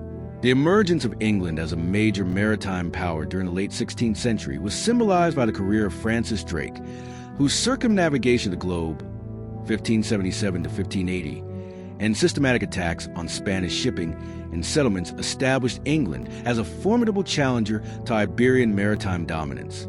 Drake's activities represented a new form of state-sponsored piracy that combined exploration, commerce, and warfare in ways that would profoundly influence the development of English naval power. Drake's circumnavigation voyage demonstrated English capabilities in long-distance navigation while inflicting significant damage on Spanish colonial territories and shipping. Unlike Magellan's earlier circumnavigation, which had been motivated primarily by geographical curiosity and commercial opportunity, Drake's voyage was explicitly designed as an attack on Spanish imperial interests. Drake's fleet raided Spanish settlements along the Pacific coast of South America, captured Spanish treasure ships, and established English claims to territories in California and other regions. The success of Drake's voyage provided enormous profits for his English investors, including Queen Elizabeth I, while demonstrating the vulnerability of Spanish colonial territories to English attack. The voyage also established Drake as a national hero in England and a feared enemy in Spain, symbolizing the growing confidence and capability of English maritime power. Drake's subsequent career, including his role in the defeat of the Spanish Armada, confirmed his status as one of the most important figures in the development of English naval dominance. English royal piracy under Elizabeth I represented a sophisticated form of economic warfare that combined private enterprise with state policy in ways that maximized damage to Spanish interests while minimizing official English responsibility. The system of royal commissions allowed English privateers to attack Spanish shipping under legal authority while providing the crown with deniability when diplomatic circumstances required it. This approach proved highly effective in weakening Spanish commerce while strengthening English maritime capabilities. The English approach to maritime warfare also included systematic efforts to establish permanent bases in strategic locations that could support ongoing operations against Spanish shipping and territories. English attempts to establish settlements in North America, including the failed Roanoke colony, were motivated partly by the desire to create bases for attacks on Spanish treasure fleets traveling through the Caribbean. The Spanish Armada, 1588, and Spanish defeat. The defeat of the Spanish Armada in 1588 marked a crucial turning point in European maritime history, demonstrating that Spanish naval power could be successfully challenged and establishing England as a major force in European politics. The Armada campaign represented Philip II of Spain's attempt to eliminate the English threat to Spanish commerce and colonial territories through direct military action, but its failure had consequences that extended far beyond the immediate military results. The Spanish Armada consisted of approximately 130 ships carrying over 30,000 men, representing one of the largest naval expeditions in history up to that point. The fleet was intended to transport Spanish troops to England while eliminating English naval capabilities that had been systematically attacking Spanish shipping. The campaign represented enormous investment in ships, supplies, and personnel that Spain could ill afford given its other military commitments in Europe and America. The English response to the Armada demonstrated the effectiveness of new naval tactics and technologies that gave smaller, more maneuverable ships advantages over larger, more heavily built vessels designed for boarding actions. English ships used their superior speed and firepower to attack Spanish vessels while avoiding close combat, inflicting significant damage while minimizing their own casualties. The English also benefited from superior knowledge of local waters and weather conditions that allowed them to exploit natural advantages against the Spanish fleet. The ultimate defeat of the Armada resulted from a combination of English naval action, adverse weather conditions, and Spanish logistical failures that prevented effective coordination of the invasion force. The Spanish fleet suffered heavy casualties during its retreat around Scotland and Ireland, losing approximately half of its ships and personnel. The defeat demonstrated that Spanish naval power was not invincible and encouraged other European powers to challenge Spanish maritime dominance more aggressively. The consequences of the Armada's defeat extended far beyond immediate military results, as it marked the beginning of Spanish decline as the dominant European naval power. The enormous cost of the campaign, combined with its complete failure, weakened Spanish finances and military capabilities at a time when Spain faced growing challenges in multiple theaters. The defeat also enhanced English prestige and confidence, encouraging more aggressive English expansion in North America and other regions. The Dutch East India Company, VOC.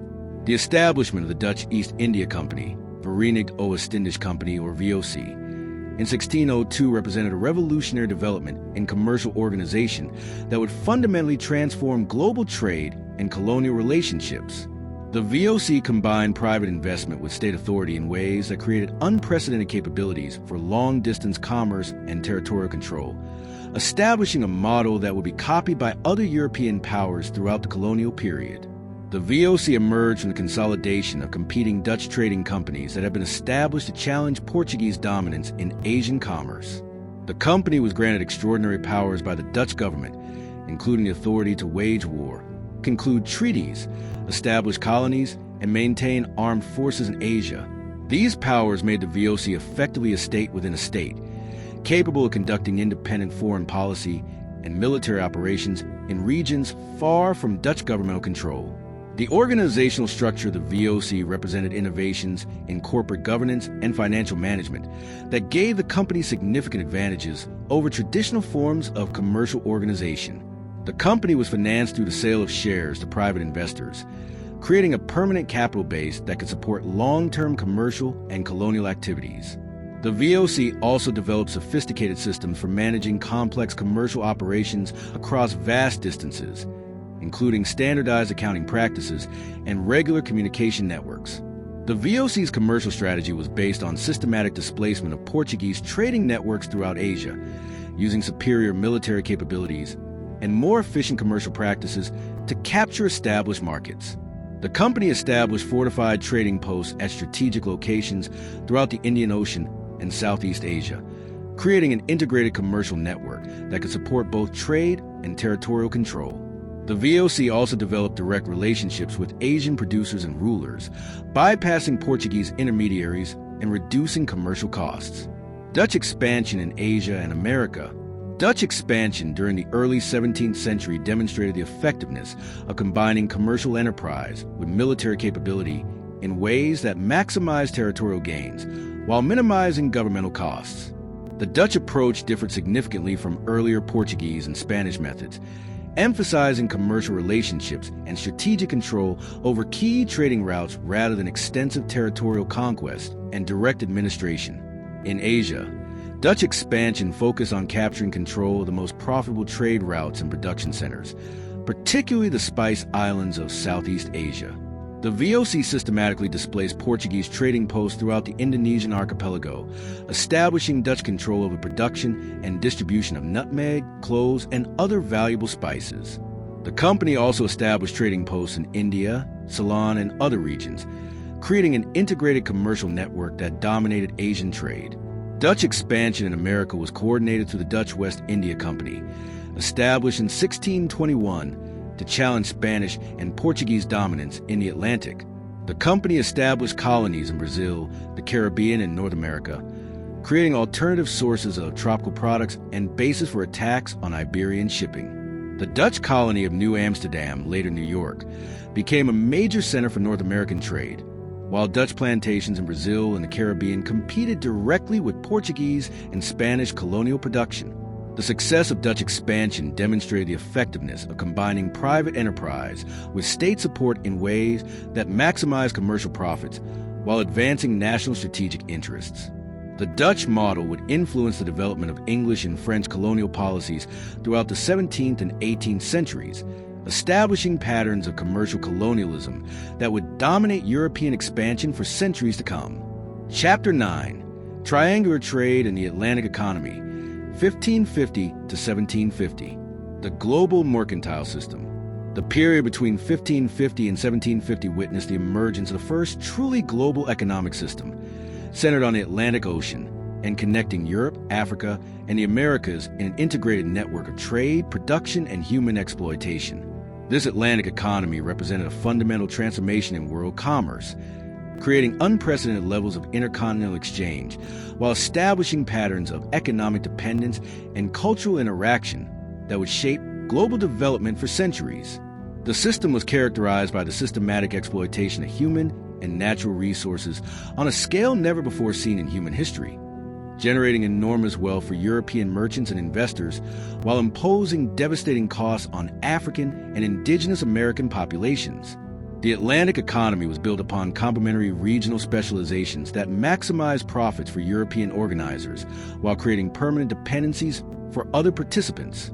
Europe provided manufactured goods and capital, Africa supplied enslaved labor, and the Americas produced raw materials and agricultural commodities.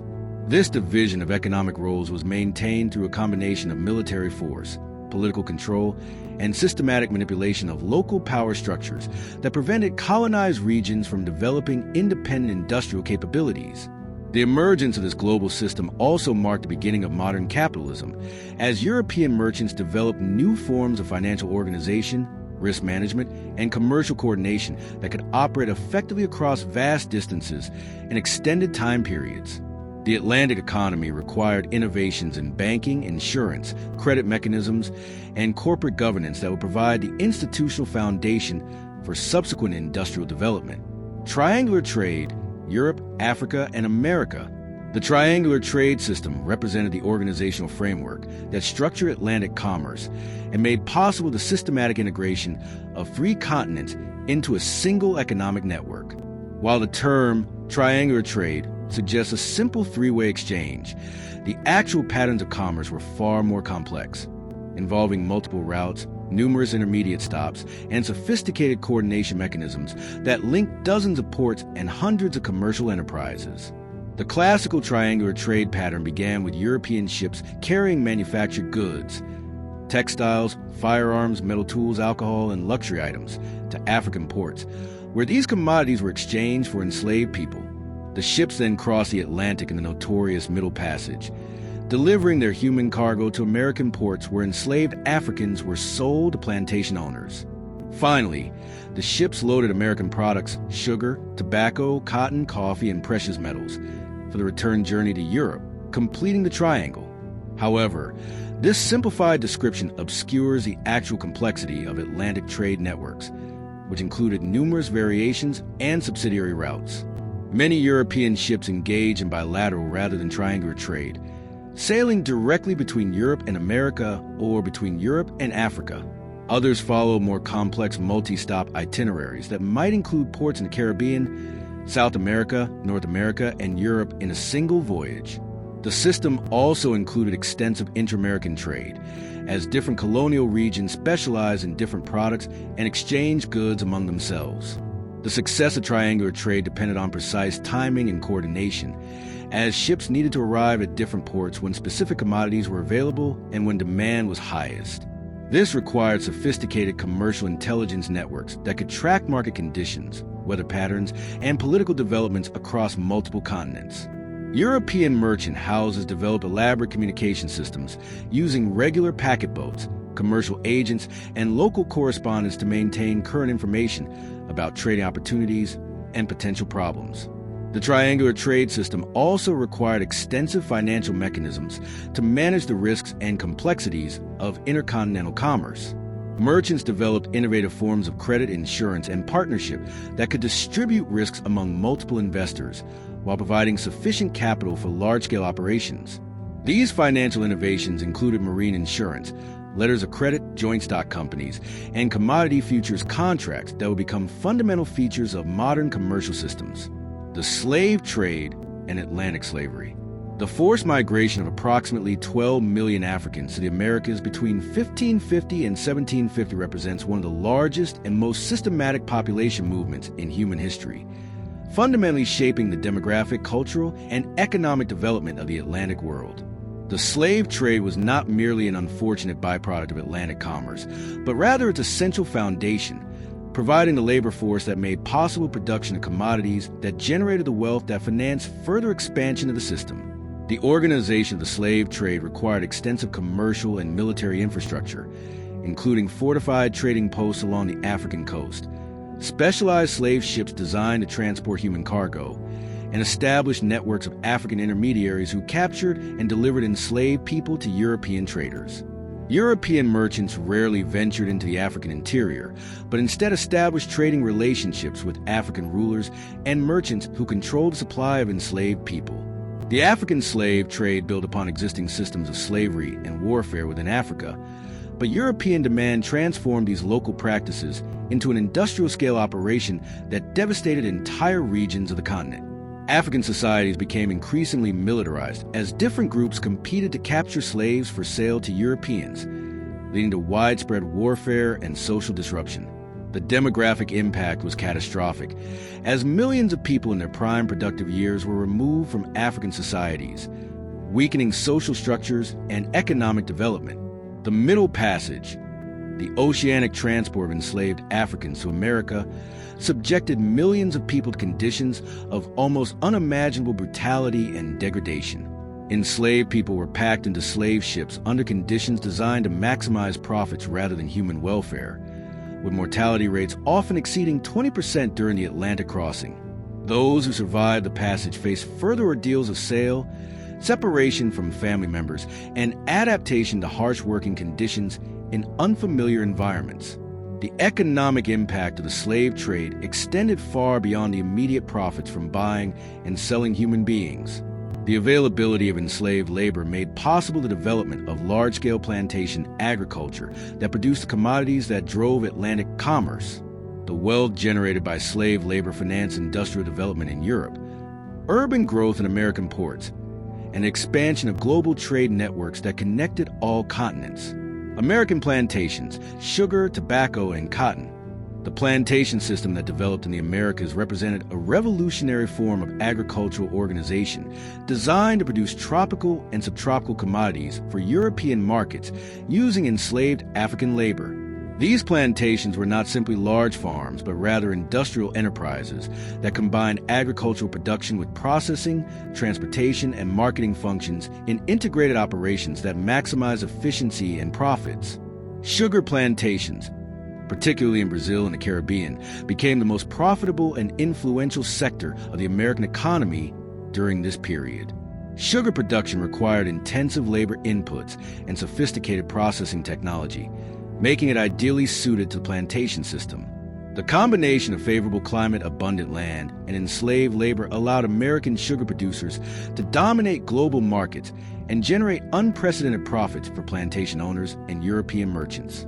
The sugar plantation system created entire societies organized around the production of a single commodity for export.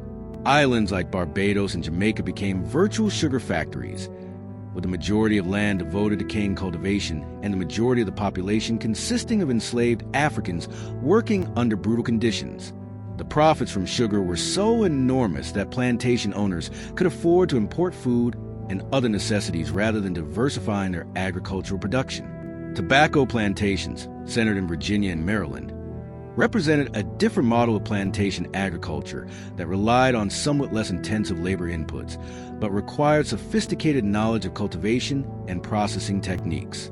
The development of high-quality tobacco varieties and efficient production methods made American tobacco highly prized in European markets, creating another major source of wealth for plantation owners and merchants. The expansion of tobacco cultivation had profound social and political consequences in North America, as it created a powerful planter class with economic interests directly dependent on enslaved labor. The tobacco plantation system also encouraged westward expansion, as planters sought new lands to replace exhausted tobacco fields, creating persistent conflicts with indigenous peoples and tensions over the expansion of slavery into new territories. Cotton plantations became increasingly important during the later part of this period, particularly after the development of new cotton varieties and processing technologies that made large-scale production economically viable. The growth of European textile industries created enormous demand for raw cotton, making cotton plantations highly profitable and encouraging rapid expansion of cotton cultivation throughout the American South. The role of trading companies. The development of the Atlantic economy was facilitated and coordinated by large trading companies that possessed the capital, expertise, and political connections necessary to organize complex intercontinental commercial operations. These companies represented innovations in corporate organization that combined private investment with government support in ways that maximized commercial efficiency while advancing national strategic interests.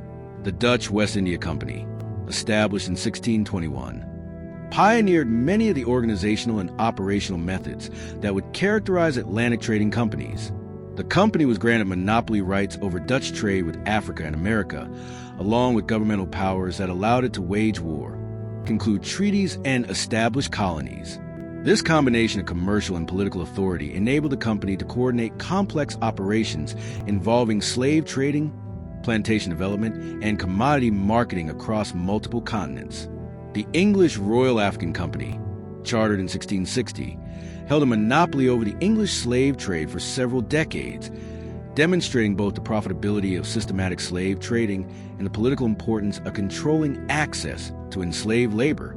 The company established trading posts along the African coast, maintained fleets of slave ships, and developed marketing networks that supplied enslaved people to English colonies throughout the Americas. French trading companies, including the Compagnie du Sénégal and the Compagnie des Indes Occidentales, attempted to compete with Dutch and English enterprises by developing their own integrated networks of African trading posts, slave ships, and American colonies. While generally less successful than their competitors, French companies demonstrated the international character of Atlantic commerce and the extent to which European governments viewed participation in the slave trade as essential to national economic interests. These trading companies also played crucial roles in developing the financial mechanisms that made Atlantic commerce possible. They pioneered new forms of corporate organization, including joint stock companies with limited liability, that enabled large numbers of investors to pool resources for risky long-distance ventures. The companies also developed sophisticated systems for managing commercial risks, including marine insurance and commodity futures contracts. American silver and European inflation. The massive influx of silver from American mines, particularly Potosí in Bolivia and Zacatecas in Mexico, created the first global currency and fundamentally transformed European and world economies during this period. The quantity of silver flowing from America to Europe increased European silver supplies by an estimated 500% between 1500 and 1650, creating inflationary pressures that affected all aspects of economic life. American silver served multiple functions in the global economy, acting simultaneously as a medium of exchange, a store of value, and a commodity in international trade. The reliability and purity of American silver made it acceptable in markets throughout Europe, Asia, and Africa, creating the first truly global currency and facilitating international commerce on an unprecedented scale.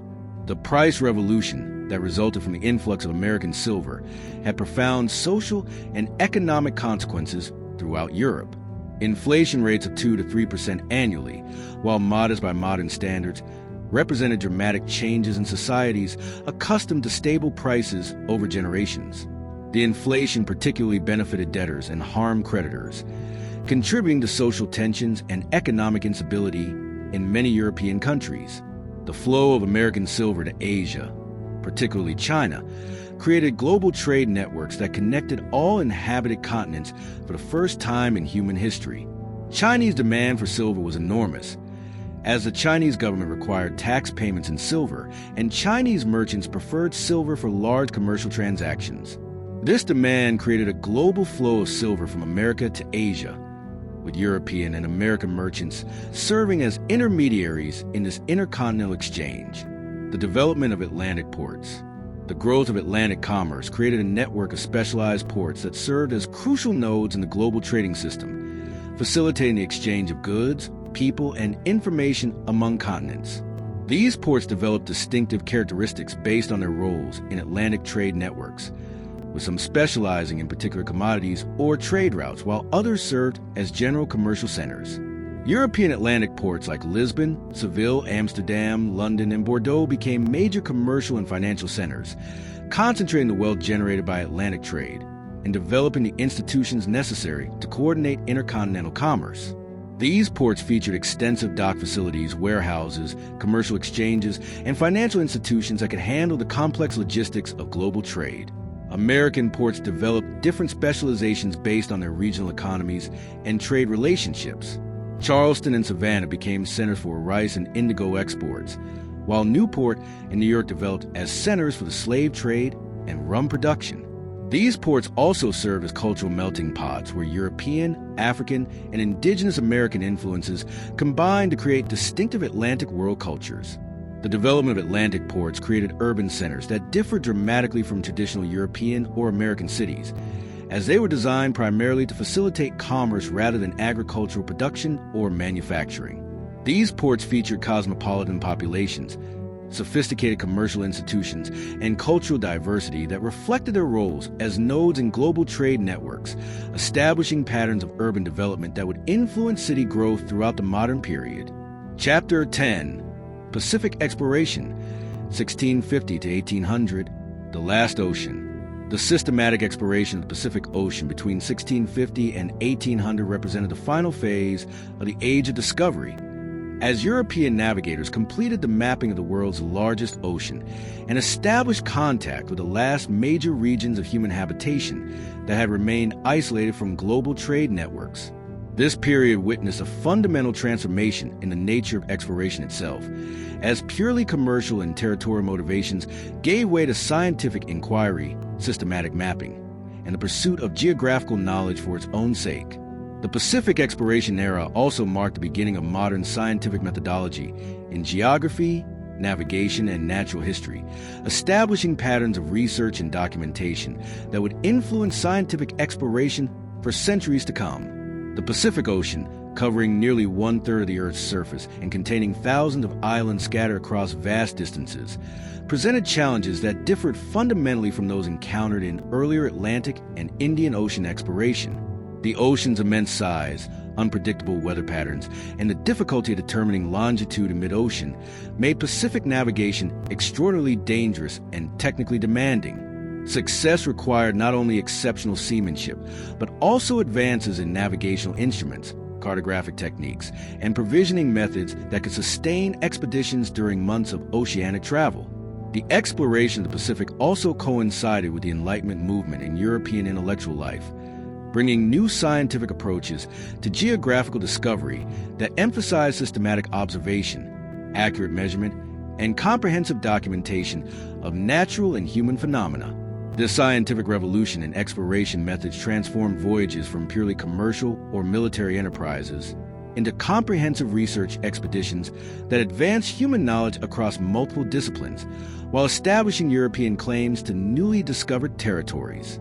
Spanish expeditions in the Pacific. Spanish exploration of the Pacific Ocean began immediately after Balboa's discovery of the South Sea in 1513, but systematic exploration was limited for over a century by the enormous distances involved and the lack of suitable bases for resupply and repair. The establishment of Spanish colonial centers in Peru and Mexico provided the infrastructure necessary for major Pacific expeditions, while the discovery of valuable trade routes between America and Asia created economic incentives for further exploration. The Manila-Acapulco galleon trade, established in 1565, created the first regular trans-Pacific commercial route and demonstrated Spanish capabilities for long-distance Pacific navigation. These annual voyages, which continued for over 2 centuries, transported Asian luxury goods to America and American silver to Asia, generating enormous profits for Spanish merchants while establishing Spanish claims to large areas of the Pacific Ocean. The galleon route also served as a foundation for further Spanish exploration, providing experienced navigators and proven sailing routes that could be used for expeditions to unknown regions. Spanish expeditions from Peru explored the Western Pacific extensively during the 16th and 17th centuries, discovering numerous island groups and establishing Spain's claims to vast oceanic territories.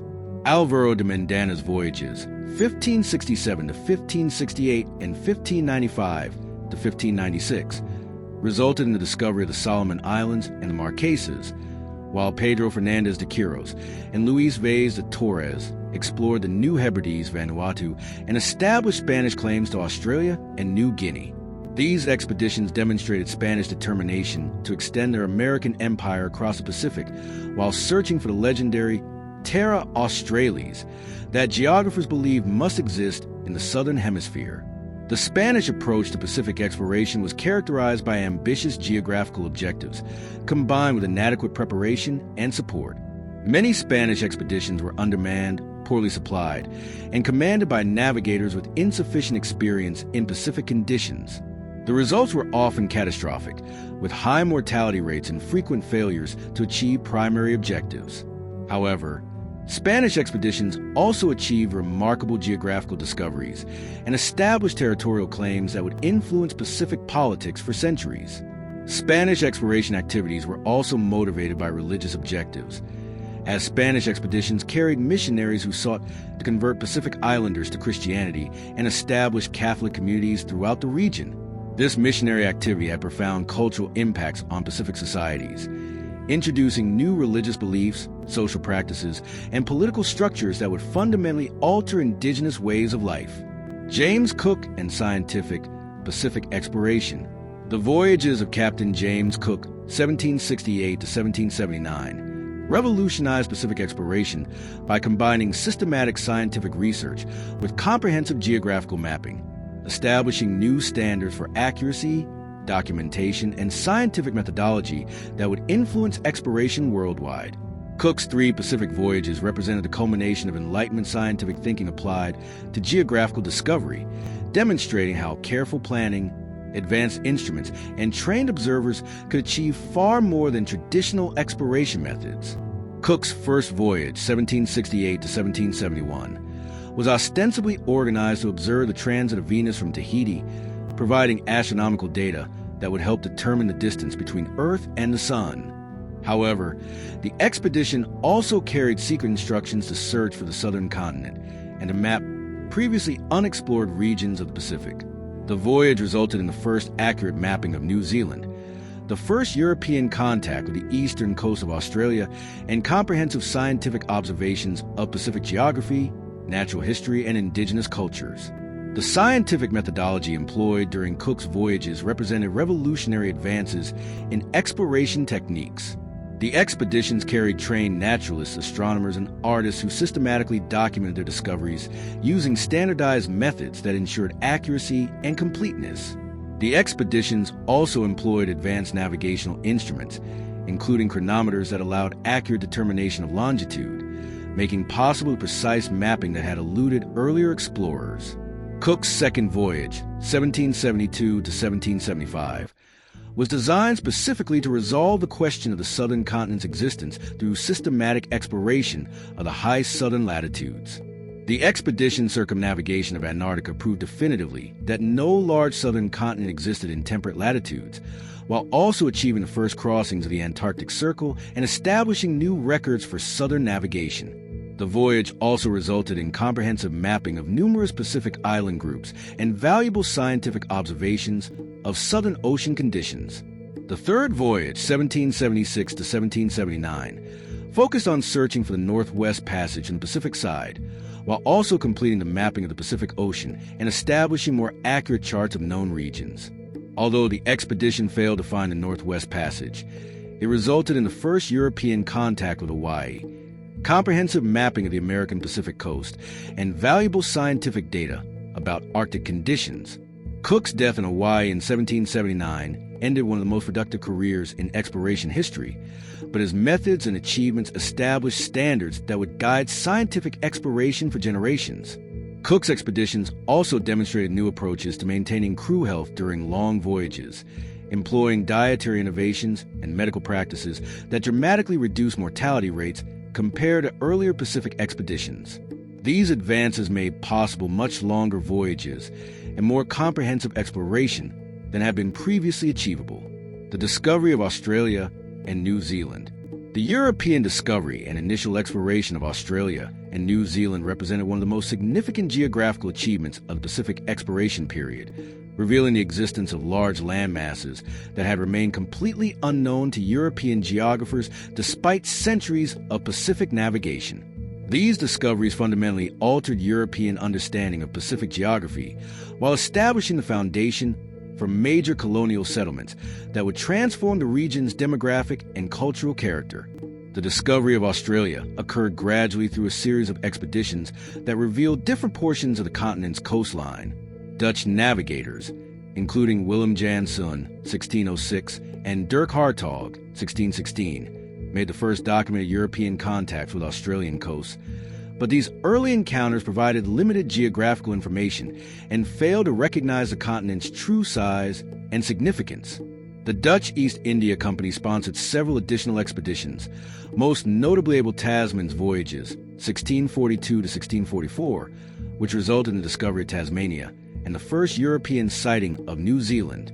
However, systematic exploration of Australia did not begin until Cook's first voyage mapped the entire eastern coast and demonstrated the continent's enormous size and potential for European settlement. Cook's exploration revealed harbors suitable for large ships, fertile regions capable of supporting agriculture, and indigenous populations that appeared less numerous and less well-organized than those encountered in other Pacific regions. These observations provided the foundation for the British decision to establish a penal colony at Botany Bay in 1788. The discovery of New Zealand presented different challenges and opportunities, as the island's mountainous terrain, turbulent waters, and sophisticated indigenous population made exploration and potential colonization much more difficult than in Australia.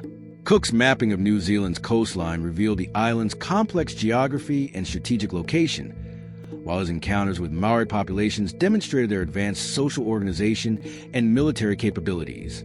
The scientific value of Australian and New Zealand discoveries extended far beyond their geographical significance, as these landmasses contain unique flora and fauna that revolutionized European understanding of natural history. The specimens and observations collected during exploration voyages provided crucial evidence for developing theories about biological evolution and geographical distribution that would influence scientific thinking for generations. Pacific Islands, Tahiti, Hawaii, and others. The exploration and mapping of Pacific Island groups represented one of the most complex challenges faced by 18th century navigators, as thousands of small islands scattered across vast oceanic distances required systematic search methods and precise navigation to locate and chart accurately. The discovery of major island groups like Tahiti and Hawaii demonstrated both the remarkable navigational skills of European explorers and the sophisticated societies that had developed in isolated Pacific environments. The European discovery of Tahiti by Samuel Wallis, 1767, and its subsequent exploration by Cook and other navigators revealed a complex Polynesian society that had achieved remarkable cultural and technological sophistication despite its isolation from other major population centers. Tahitian society featured advanced agricultural techniques, sophisticated political organization, and rich cultural traditions that fascinated European observers and influenced Enlightenment thinking about human nature and social development. The scientific observations made in Tahiti and other Pacific islands provided valuable data about human adaptation to island environments, while also revealing the devastating impact of European diseases on indigenous populations that lacked immunity to Old World pathogens. These observations contributed to growing European awareness of the destructive consequences of contact between previously isolated populations. Cook's discovery of Hawaii, 1778, revealed another sophisticated Polynesian society that had developed unique cultural and political institutions adapted to volcanic island environments. Hawaiian society featured complex agricultural systems, advanced navigation techniques, and elaborate religious and political structures that demonstrated the remarkable achievements possible in isolated island settings. The discovery of Hawaii also provided a crucial resupply point for Pacific navigation, making possible much longer voyages and more systematic exploration of the northern Pacific. The mapping of numerous smaller Pacific island groups revealed the extraordinary extent of Polynesian navigation and settlement, as European explorers discovered inhabited islands across thousands of miles of ocean. These discoveries demonstrated that Polynesian navigators had achieved remarkable feats of oceanic exploration centuries before European contact, using traditional navigation techniques that enabled them to locate and settle islands across the entire Pacific. The search for the Northwest Passage. The search for a northern sea route connecting the Atlantic and Pacific Oceans represented one of the most persistent objectives of Pacific exploration, driven by the enormous commercial advantages that such a route would provide for European trade with Asia.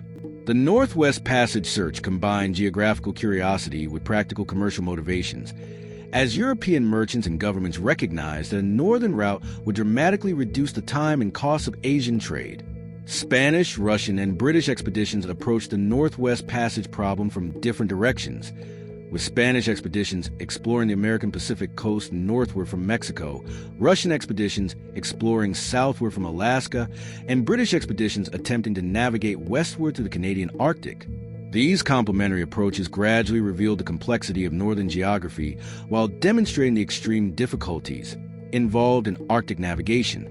Cook's third voyage represented the most systematic attempt to locate the Northwest Passage from the Pacific side, employing advanced navigational techniques and comprehensive mapping methods to explore the Alaskan and Siberian coasts. Although the expedition failed to find a navigable passage, it achieved remarkable geographical discoveries and established accurate charts of the northern Pacific that would guide subsequent exploration efforts. The Northwest Passage search also revealed the existence of valuable fur resources along the American Pacific coast, leading to the development of important trading relationships with indigenous peoples and the establishment of commercial activities that would significantly influence regional development. The Pacific Fur Trade. The development of the Pacific fur trade represented an unexpected consequence of Pacific exploration that created new economic opportunities, while fundamentally altering relationships between European traders and indigenous Pacific coast populations. The discovery of valuable fur resources, particularly sea otter pelts highly prized in Chinese markets, created lucrative trading opportunities that attracted merchants from multiple European countries and established new patterns of intercultural exchange. The Pacific fur trade was characterized by complex relationships between European, American, Russian, and indigenous traders who developed sophisticated networks for harvesting, processing, and marketing fur products across the Pacific. These trading relationships required detailed knowledge of local conditions, indigenous customs, and international market demands that could only be acquired through sustained interaction with Pacific coast societies. The fur trade also created the first regular commercial connections between the American Pacific coast and Asia, establishing trading routes that would influence Pacific commerce for generations. The profits from fur trading financed further exploration and development of Pacific resources, while creating permanent European settlements along the American coast. The environmental and cultural impact of the Pacific fur trade were profound and lasting, as intensive hunting of sea otters and other fur-bearing animals disrupted marine ecosystems, while European trading activities fundamentally altered indigenous social and economic systems. These changes demonstrated both the opportunities and the dangers inherent in the integration of previously isolated regions into global commercial networks. Chapter 11: Consequences and Transformations. 1500 to 1800. The world transformed. The 3 centuries between 1500 and 1800 witnessed the most profound transformation in human history since the agricultural revolution, as the age of discovery fundamentally altered every aspect of human existence across all inhabited continents. This period marked the end of isolated regional development and the beginning of truly global interconnectedness, creating economic, demographic, cultural, and environmental changes that would shape the modern world. The consequences of maritime exploration and colonial expansion extended far beyond the immediate political and commercial objectives of European explorers, generating transformations that affected agricultural practices, urban development, social structures, intellectual frameworks, and daily life for billions of people across the globe. The scope and intensity of these changes were unprecedented in human experience. Never before had distant continents been linked by regular commerce. Never had biological species been transferred across such vast distances, and never had human populations experienced such dramatic demographic shifts in such compressed time periods. The age of discovery created the first global economy, the first worldwide exchange of biological species, and the first truly intercontinental political systems, establishing patterns of interaction that would define the modern world. These transformations were neither uniform nor inevitable, but rather reflected the complex interplay of technological capabilities, political ambitions, economic opportunities, and cultural encounters that characterized this revolutionary period. The consequences varied dramatically across different regions and populations, creating winners and losers on a global scale, while establishing new forms of inequality and dependence that would persist for centuries. The geographical revolution, new maps and world knowledge.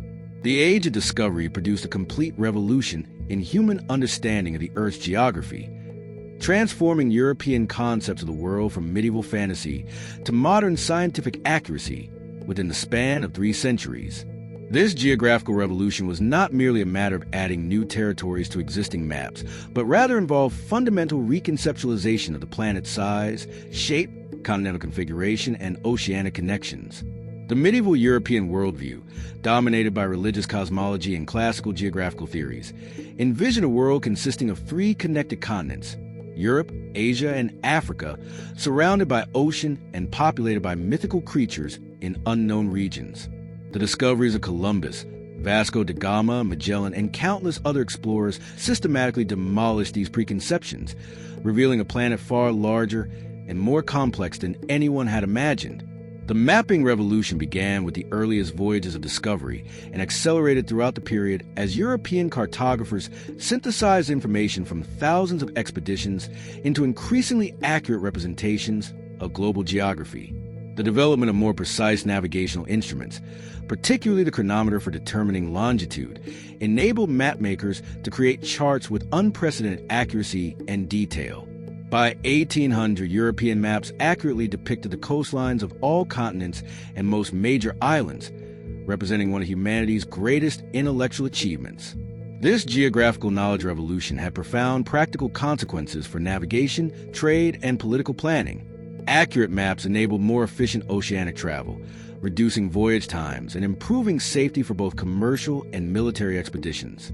The new geographical knowledge also revealed natural resources, strategic locations, and potential settlement areas that influenced colonial policies and international competition for centuries. The psychological impact of the geographical revolution was equally significant, as Europeans gradually adjusted to living in a world far larger and more diverse than their ancestors had conceived. This expanded worldview contributed to fundamental changes in European intellectual life, encouraging empirical observation, scientific methodology, and rational analysis that would culminate in the Enlightenment movement. The Columbian Exchange, plants, animals, and diseases. The biological exchange initiated by Columbus's voyages created the most significant redistribution of living species in Earth's history since the breakup of the supercontinent Pangaea millions of years earlier. This Columbian exchange involved the systematic transfer of plants, animals, and disease-causing microorganisms between previously isolated continents, fundamentally altering ecosystems, agricultural systems, and human health patterns worldwide. The introduction of Old World crops to the Americas revolutionized agricultural production and population sustainability in the New World. Wheat, rice, sugarcane, coffee, and numerous other crops adapted successfully to American environments, creating new economic opportunities while providing more diverse and reliable food sources for growing populations. The introduction of livestock, cattle, pigs, horses, sheep, and chickens transformed both the American economy and indigenous ways of life, providing new sources of food, transportation, and labor while also creating environmental pressures on native ecosystems. The transfer of American crops to the Old World had equally revolutionary consequences, as plants like potatoes, maize, tomatoes, peppers, and tobacco became integral components of European, African, and Asian agricultural systems. The potato proved particularly significant, as its high yield and nutritional value supported rapid population growth in Europe and provided crucial food security during periods of grain harvest failure. Maize similarly transformed African agriculture, enabling population growth and agricultural expansion in regions where traditional grains were less productive. The exchange of disease-causing microorganisms proved catastrophic for American indigenous populations who lacked immunity to Old World diseases like smallpox, measles, typhus, and influenza. These epidemic diseases caused demographic collapse throughout the Americas, with some populations experiencing mortality rates exceeding 90%. The demographic catastrophe facilitated European colonization by reducing indigenous resistance and creating vast areas of apparently empty land available for European settlement. The biological consequences of the Columbian Exchange extended beyond immediate human impacts to include fundamental alterations of natural ecosystems worldwide. The introduction of non-native species often disrupted existing ecological relationships, leading to extinctions of native species and the creation of new biological communities that differ dramatically from pre-contact ecosystems. Global demographic transformations. The age of discovery triggered demographic changes of unprecedented scale and consequence, altering population distributions, growth rates, and ethnic compositions across all inhabited continents. These demographic transformations resulted from the complex interaction of voluntary migration, forced population movements, disease impacts, and changing economic opportunities created by global integration. The most visible demographic change was the forced migration of approximately 12 million Africans to the Americas through the Atlantic slave trade, creating African diaspora communities throughout the New World while depleting populations in many parts of Africa. This massive population transfer fundamentally altered the ethnic composition of American societies, while creating new cultural syntheses that combine African, European, and indigenous American elements. European voluntary migration to the Americas, while numerically smaller than African forced migration, had equally significant consequences for both sending and receiving regions. European settlers established new communities throughout the Americas, creating colonial societies that served as markets for European goods while producing raw materials for European consumption. The demographic impact on Europe varied by region, with some areas experiencing significant population decline due to emigration, while others grew rapidly due to improved nutrition from American crops. Indigenous American populations experienced the most catastrophic demographic changes, with total population declining from an estimated 50 to 100 million in 1500 to perhaps 10 million by 1650. This demographic collapse resulted primarily from epidemic diseases, but was exacerbated by warfare, forced labor, and social disruption caused by European colonization.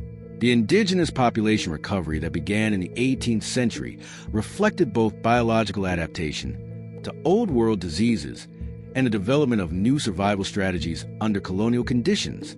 The global demographic transformations also included significant population growth in regions that benefited from new crops and expanded trade opportunities.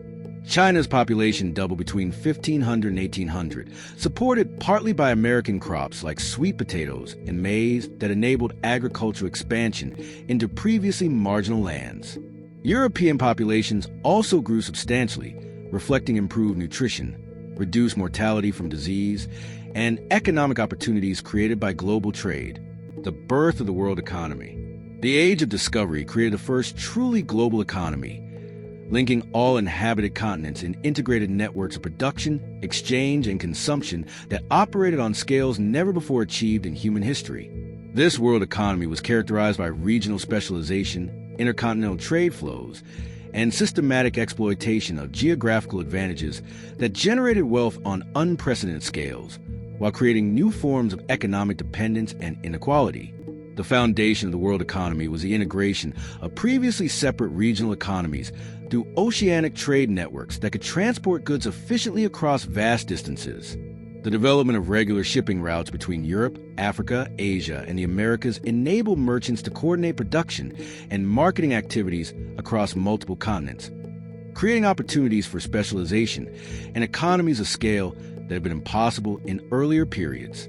Regional specialization became a defining characteristic of the world economy, as different areas concentrated on producing commodities for which they possessed natural or acquired advantages. The Americas specialized in producing raw materials, precious metals, sugar, tobacco, cotton, for European and Asian markets. Africa provided enslaved labor for American plantations, while also producing gold, ivory, and other commodities for international trade. Asia continued to produce manufactured goods and luxury items that were highly valued in European and American markets. The world economy also required sophisticated financial mechanisms to coordinate complex international transactions and manage the risks inherent in long-distance trade. European merchants developed new forms of credit insurance and commercial organization that enabled them to finance large-scale operations across multiple continents.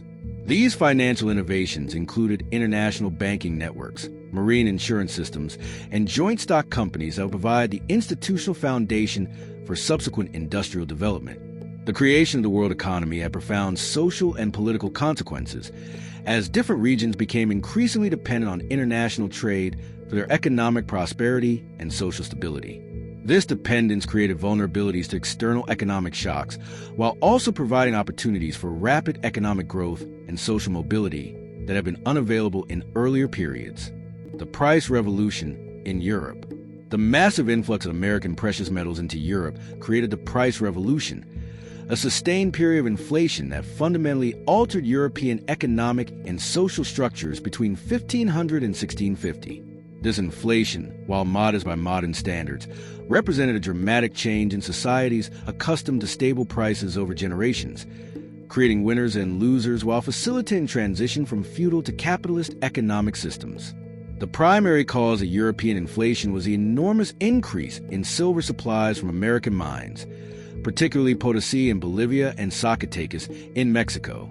The quantity of silver in European circulation increased by an estimated 500% during this period, creating monetary expansion that drove prices steadily upward across all categories of goods and services. The inflation was exacerbated by population growth, increased economic activity, and growing demand for goods that accompanied European expansion into global markets. The social consequences of the price revolution were profound and lasting, as inflation affected different social groups in dramatically different ways. Landlords and merchants who could adjust their prices and rents benefited enormously from inflation, accumulating capital that could be invested in new commercial ventures and productive activities. Wage earners and people with fixed income suffered as their purchasing power declined, creating new forms of social inequality and economic hardship. The price revolution also facilitated the transition from feudal to capitalist economic relationships, as traditional fixed obligations became less burdensome for debtors while encouraging more flexible and market-oriented economic arrangements.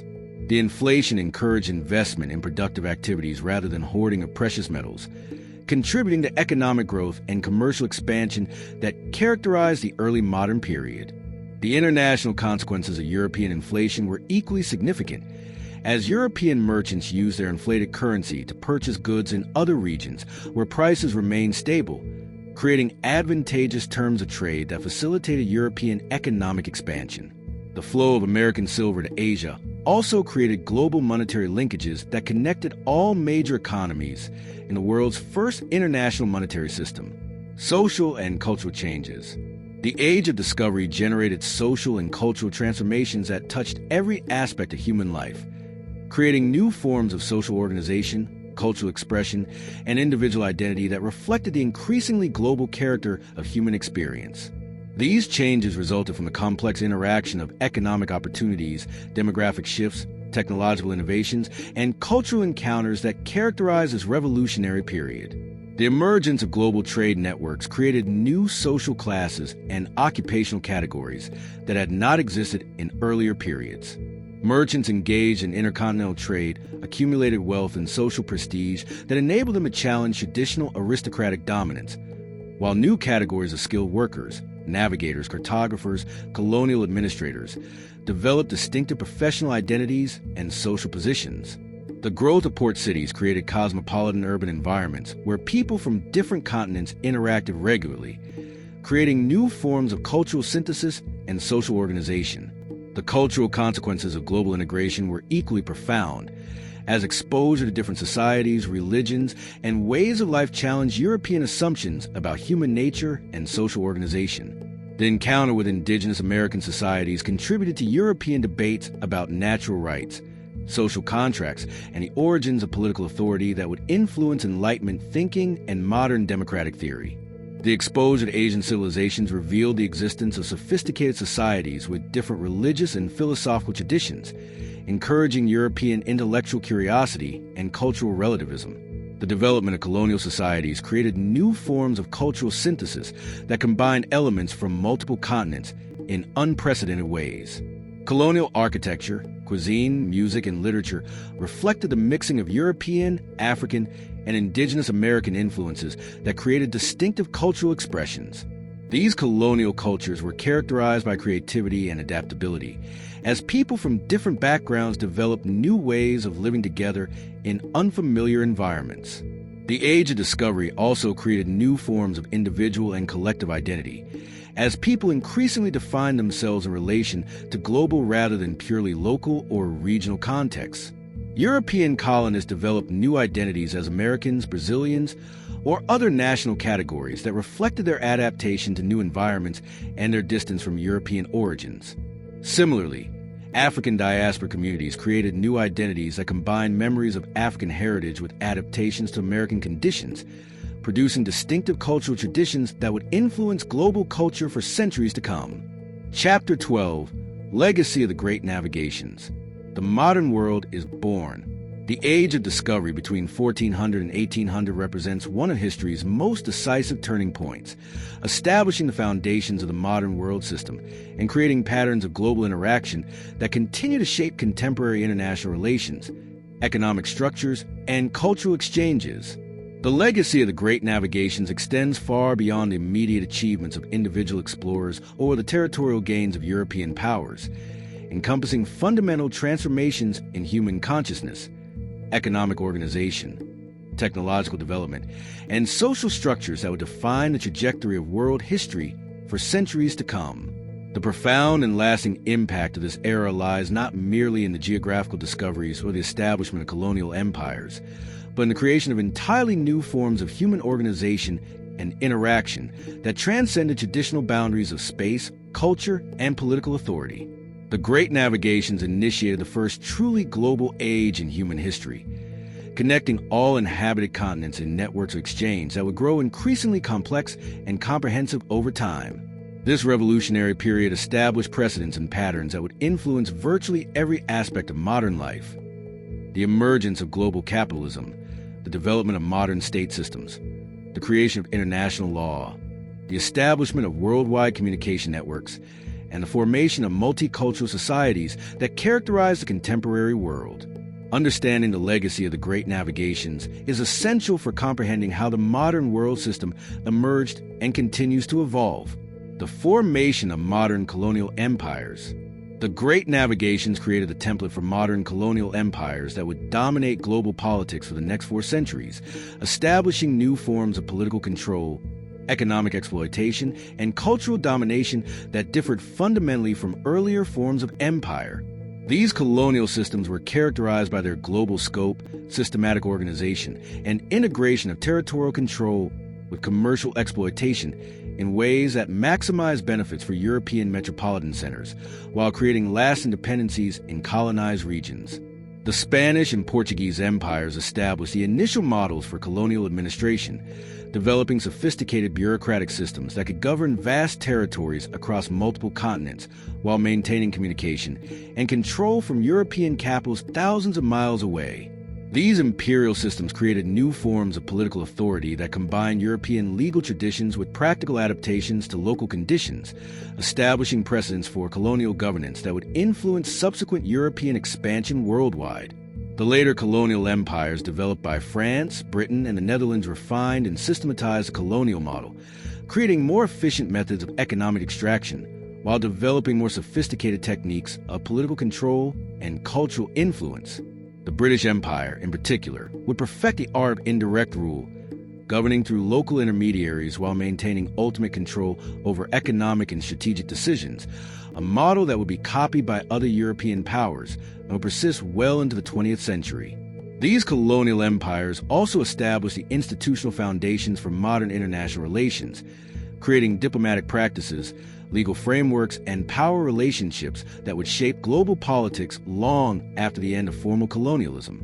The concepts of territorial sovereignty, international law, and state responsibility that govern contemporary international relations all have their origins in the legal and diplomatic innovations developed during the colonial period. The colonial legacy also includes the creation of artificial political boundaries that often ignored indigenous social and cultural divisions, leading to persistent conflicts and instability in many post-colonial societies.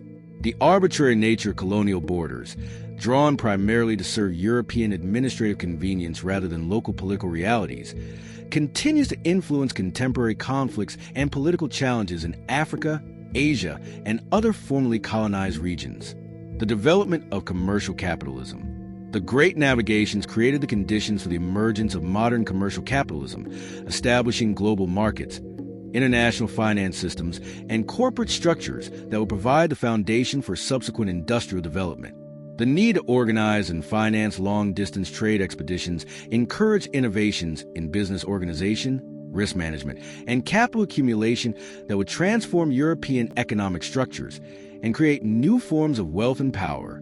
The joint stock company, pioneered by Dutch and English trading corporations, represented a revolutionary innovation in business organization that enabled private investors to pool resources for large-scale commercial ventures while limiting individual liability and risk. These corporate structures proved so effective at organizing complex international operations that they became the dominant form of business organization for major commercial enterprises, establishing patterns that continue to influence modern corporate governance.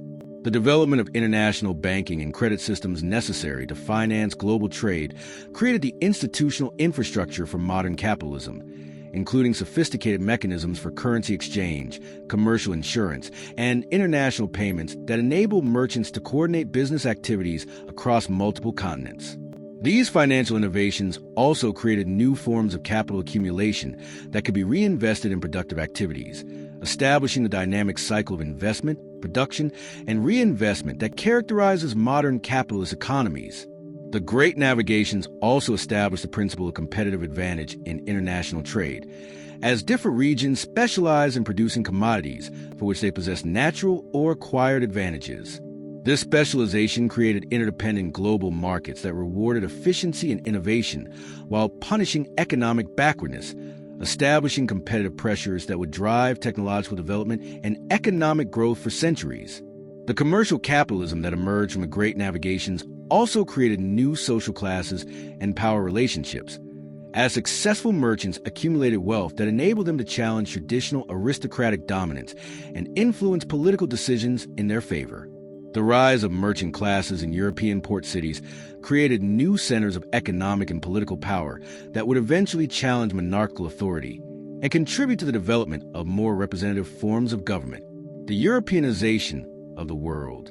One of the most profound legacies of the Great Navigations was the systematic spread of European languages, legal systems, religious beliefs, and cultural practices throughout the world, creating a process of Europeanization that would fundamentally alter local cultures and social structures on every continent.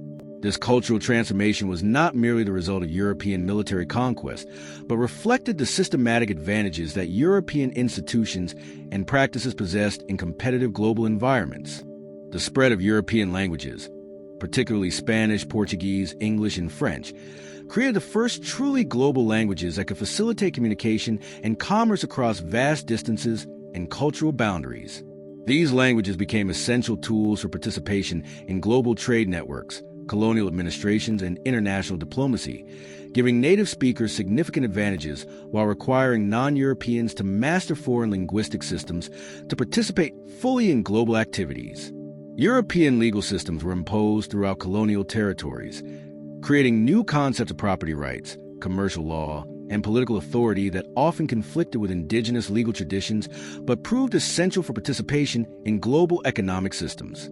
The spread of European legal concepts, particularly those related to individual property rights and commercial contracts, created the institutional framework necessary for modern capitalist development, while often undermining traditional communal ownership patterns and social relationships. The global spread of Christianity, facilitated by colonial expansion and missionary activities, represented another major aspect of Europeanization that profoundly influenced local cultures and belief systems worldwide. While Christian missionary activities often adapted to local conditions and incorporated indigenous elements, the overall effect was to spread European religious concepts and moral frameworks that influenced social structures, political institutions, and cultural practices in colonized regions. European educational systems and intellectual frameworks also spread globally through colonial institutions, creating new forms of knowledge and ways of understanding the world that often displace indigenous intellectual traditions. The emphasis on empirical observation, rational analysis, and systematic classification that characterized European science and scholarship became globally dominant, influencing how people throughout the world understood and interacted with their natural and social environments. The foundations of globalization. The Great Navigations established the basic infrastructure and institutional frameworks that would evolve into modern globalization, creating regular communication networks, standardized commercial practices, and integrated markets that connected all inhabited continents in systematic relationships of exchange and interdependence. The global systems created during this period provided the foundation for subsequent developments in transportation, communication, and economic integration that characterized contemporary globalization. The establishment of regular shipping routes and communication networks created the first global information system, enabling people in different continents to coordinate activities and respond to distant events in ways that had been impossible in earlier periods. These communication networks, while slow by modern standards, created a foundation for global coordination of economic, political, and cultural activities that will become increasingly sophisticated over time. The standardization of weights, measures, currencies, and commercial practices necessary for international trade created the first global standards that facilitated exchange across cultural and political boundaries. These standardization efforts established precedents for international cooperation and coordination that would evolve into contemporary international organizations and regulatory frameworks. The creation of global markets for commodities, labor, and capital during the Great Navigations established economic interdependencies that made local events increasingly influenced by distant developments. The integration of regional economies into global systems created both opportunities for economic growth and vulnerabilities to external shocks that continue to characterize the modern world economy. The Great Navigations also established the principle of global mobility as people, goods, and ideas moved across continents in unprecedented volumes and with increasing regularity.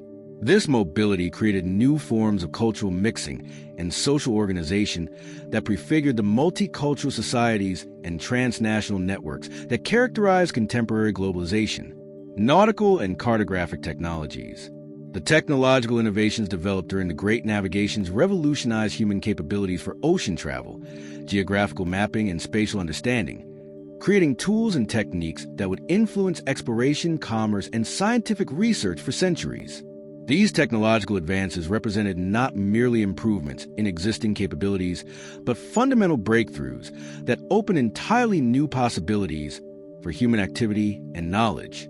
The development of improved navigational instruments, including the astrolabe, quadrant, crossstaff, and eventually the chronometer, enabled navigators to determine their position at sea with unprecedented accuracy, making possible the systematic exploration of oceanic regions and the creation of reliable charts that could guide subsequent voyages. These instruments also established a foundation for modern surveying and mapping techniques that would prove essential for territorial administration, resource development, and scientific research. The innovations in ship design and construction that emerged during this period created vessels capable of long-distance oceanic travel while carrying substantial cargoes and armed defenses, revolutionizing both commercial and military capabilities. The development of more efficient sail configurations, improved hull designs, and better steering mechanisms made possible voyages that would have been unthinkable with earlier technologies, while also establishing design principles that would influence shipbuilding for centuries. The cartographic revolution that accompanied the Great Navigations created the first accurate global maps and established standardized methods for representing geographical information that would provide the foundation for modern geography and spatial analysis. The systematic collection and synthesis of geographical data from thousands of voyages created comprehensive knowledge of world geography that would guide subsequent exploration, colonization, and commercial development. These technological innovations also established new relationships between practical experience and theoretical knowledge, as navigators and cartographers developed empirical methods for testing and improving their tools and techniques. This emphasis on practical testing and systematic improvement would influence the development of modern scientific methodology and experimental approaches that characterize contemporary research and development. Cultural and religious impact, syncretism, and acculturation. The encounter between European and non-European cultures during the Great Navigations created new forms of cultural synthesis and religious mixing that would profoundly influence the development of world cultures and belief systems. These culture exchanges were not simply one-way impositions of European practices on passive recipients, but rather complex processes of mutual influence, adaptation, and creative synthesis that produced entirely new cultural forms.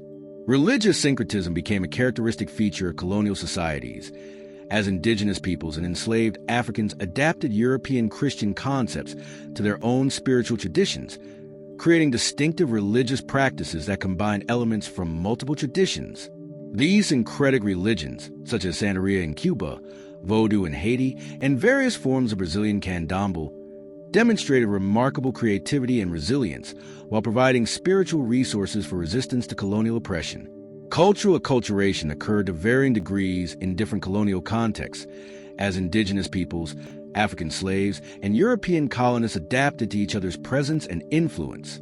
This acculturation process created new forms of music, art, literature, architecture, and cuisine that reflected the mixing of different cultural traditions in colonial environments. The resulting cultural syntheses often proved more dynamic and creative than their component traditions, establishing cultural forms that would influence global development. The Great Navigations also facilitated the global spread of cultural practices and technologies, as useful innovations were adopted and adapted across cultural boundaries. Agricultural techniques, medicinal knowledge, artistic styles, and technological innovations spread throughout the world, as people from different cultures shared knowledge and adapted foreign practices to local conditions. These cultural exchanges also created new forms of identity and belonging, as people of mixed heritage developed distinctive cultural expressions that reflected their complex backgrounds and experiences. The emergence of mestizo, mulatto, and other mixed-race populations created new social categories and cultural identities that challenged traditional concepts of racial and cultural purity, while contributing to the development of more diverse and inclusive societies. The foundations of the modern world system. The Great Navigations established the basic structure of the modern world system, creating patterns of center-periphery relationships, economic specialization, and political hierarchy that continue to influence contemporary global politics and economics. This world system was characterized by the dominance of European powers over global networks of trade and political control, but also created dynamic processes of change and development that would eventually challenge and transform the initial colonial hierarchies. The establishment of European hegemony over global trade and political relationships created what scholars have termed the world system, in which a core of dominant societies controls and exploits peripheral regions that provide raw materials and markets for manufactured goods. This core periphery structure, first established during the colonial period, evolved and persisted through subsequent periods of formal decolonization and continues to influence contemporary international relations. The Great Navigations also established the principle of interstate competition on a global scale, as European powers competed for territorial control, commercial advantages, and strategic positions throughout the world. This competitive dynamic created pressures for technological innovation, military development, and administrative efficiency that would drive the evolution of modern state systems and international relations. The creation of global economic networks during this period established a foundation for subsequent phases of economic development, including industrialization, modernization, and contemporary globalization. The institutional frameworks, commercial practices, and technological capabilities developed during the Great Navigations provided the necessary preconditions for the Industrial Revolution and subsequent economic transformations that would create the modern world economy. The legacy of the Great Navigations thus encompasses not only the immediate achievements of exploration and colonization, but also the establishment of global systems and relationships that would continue to evolve and influence world development long after the end of the Age of Discovery. Understanding this legacy is essential for comprehending how the contemporary world system emerged and continues to function, providing crucial insights into the historical origins of modern globalization and its ongoing consequences for societies throughout the world.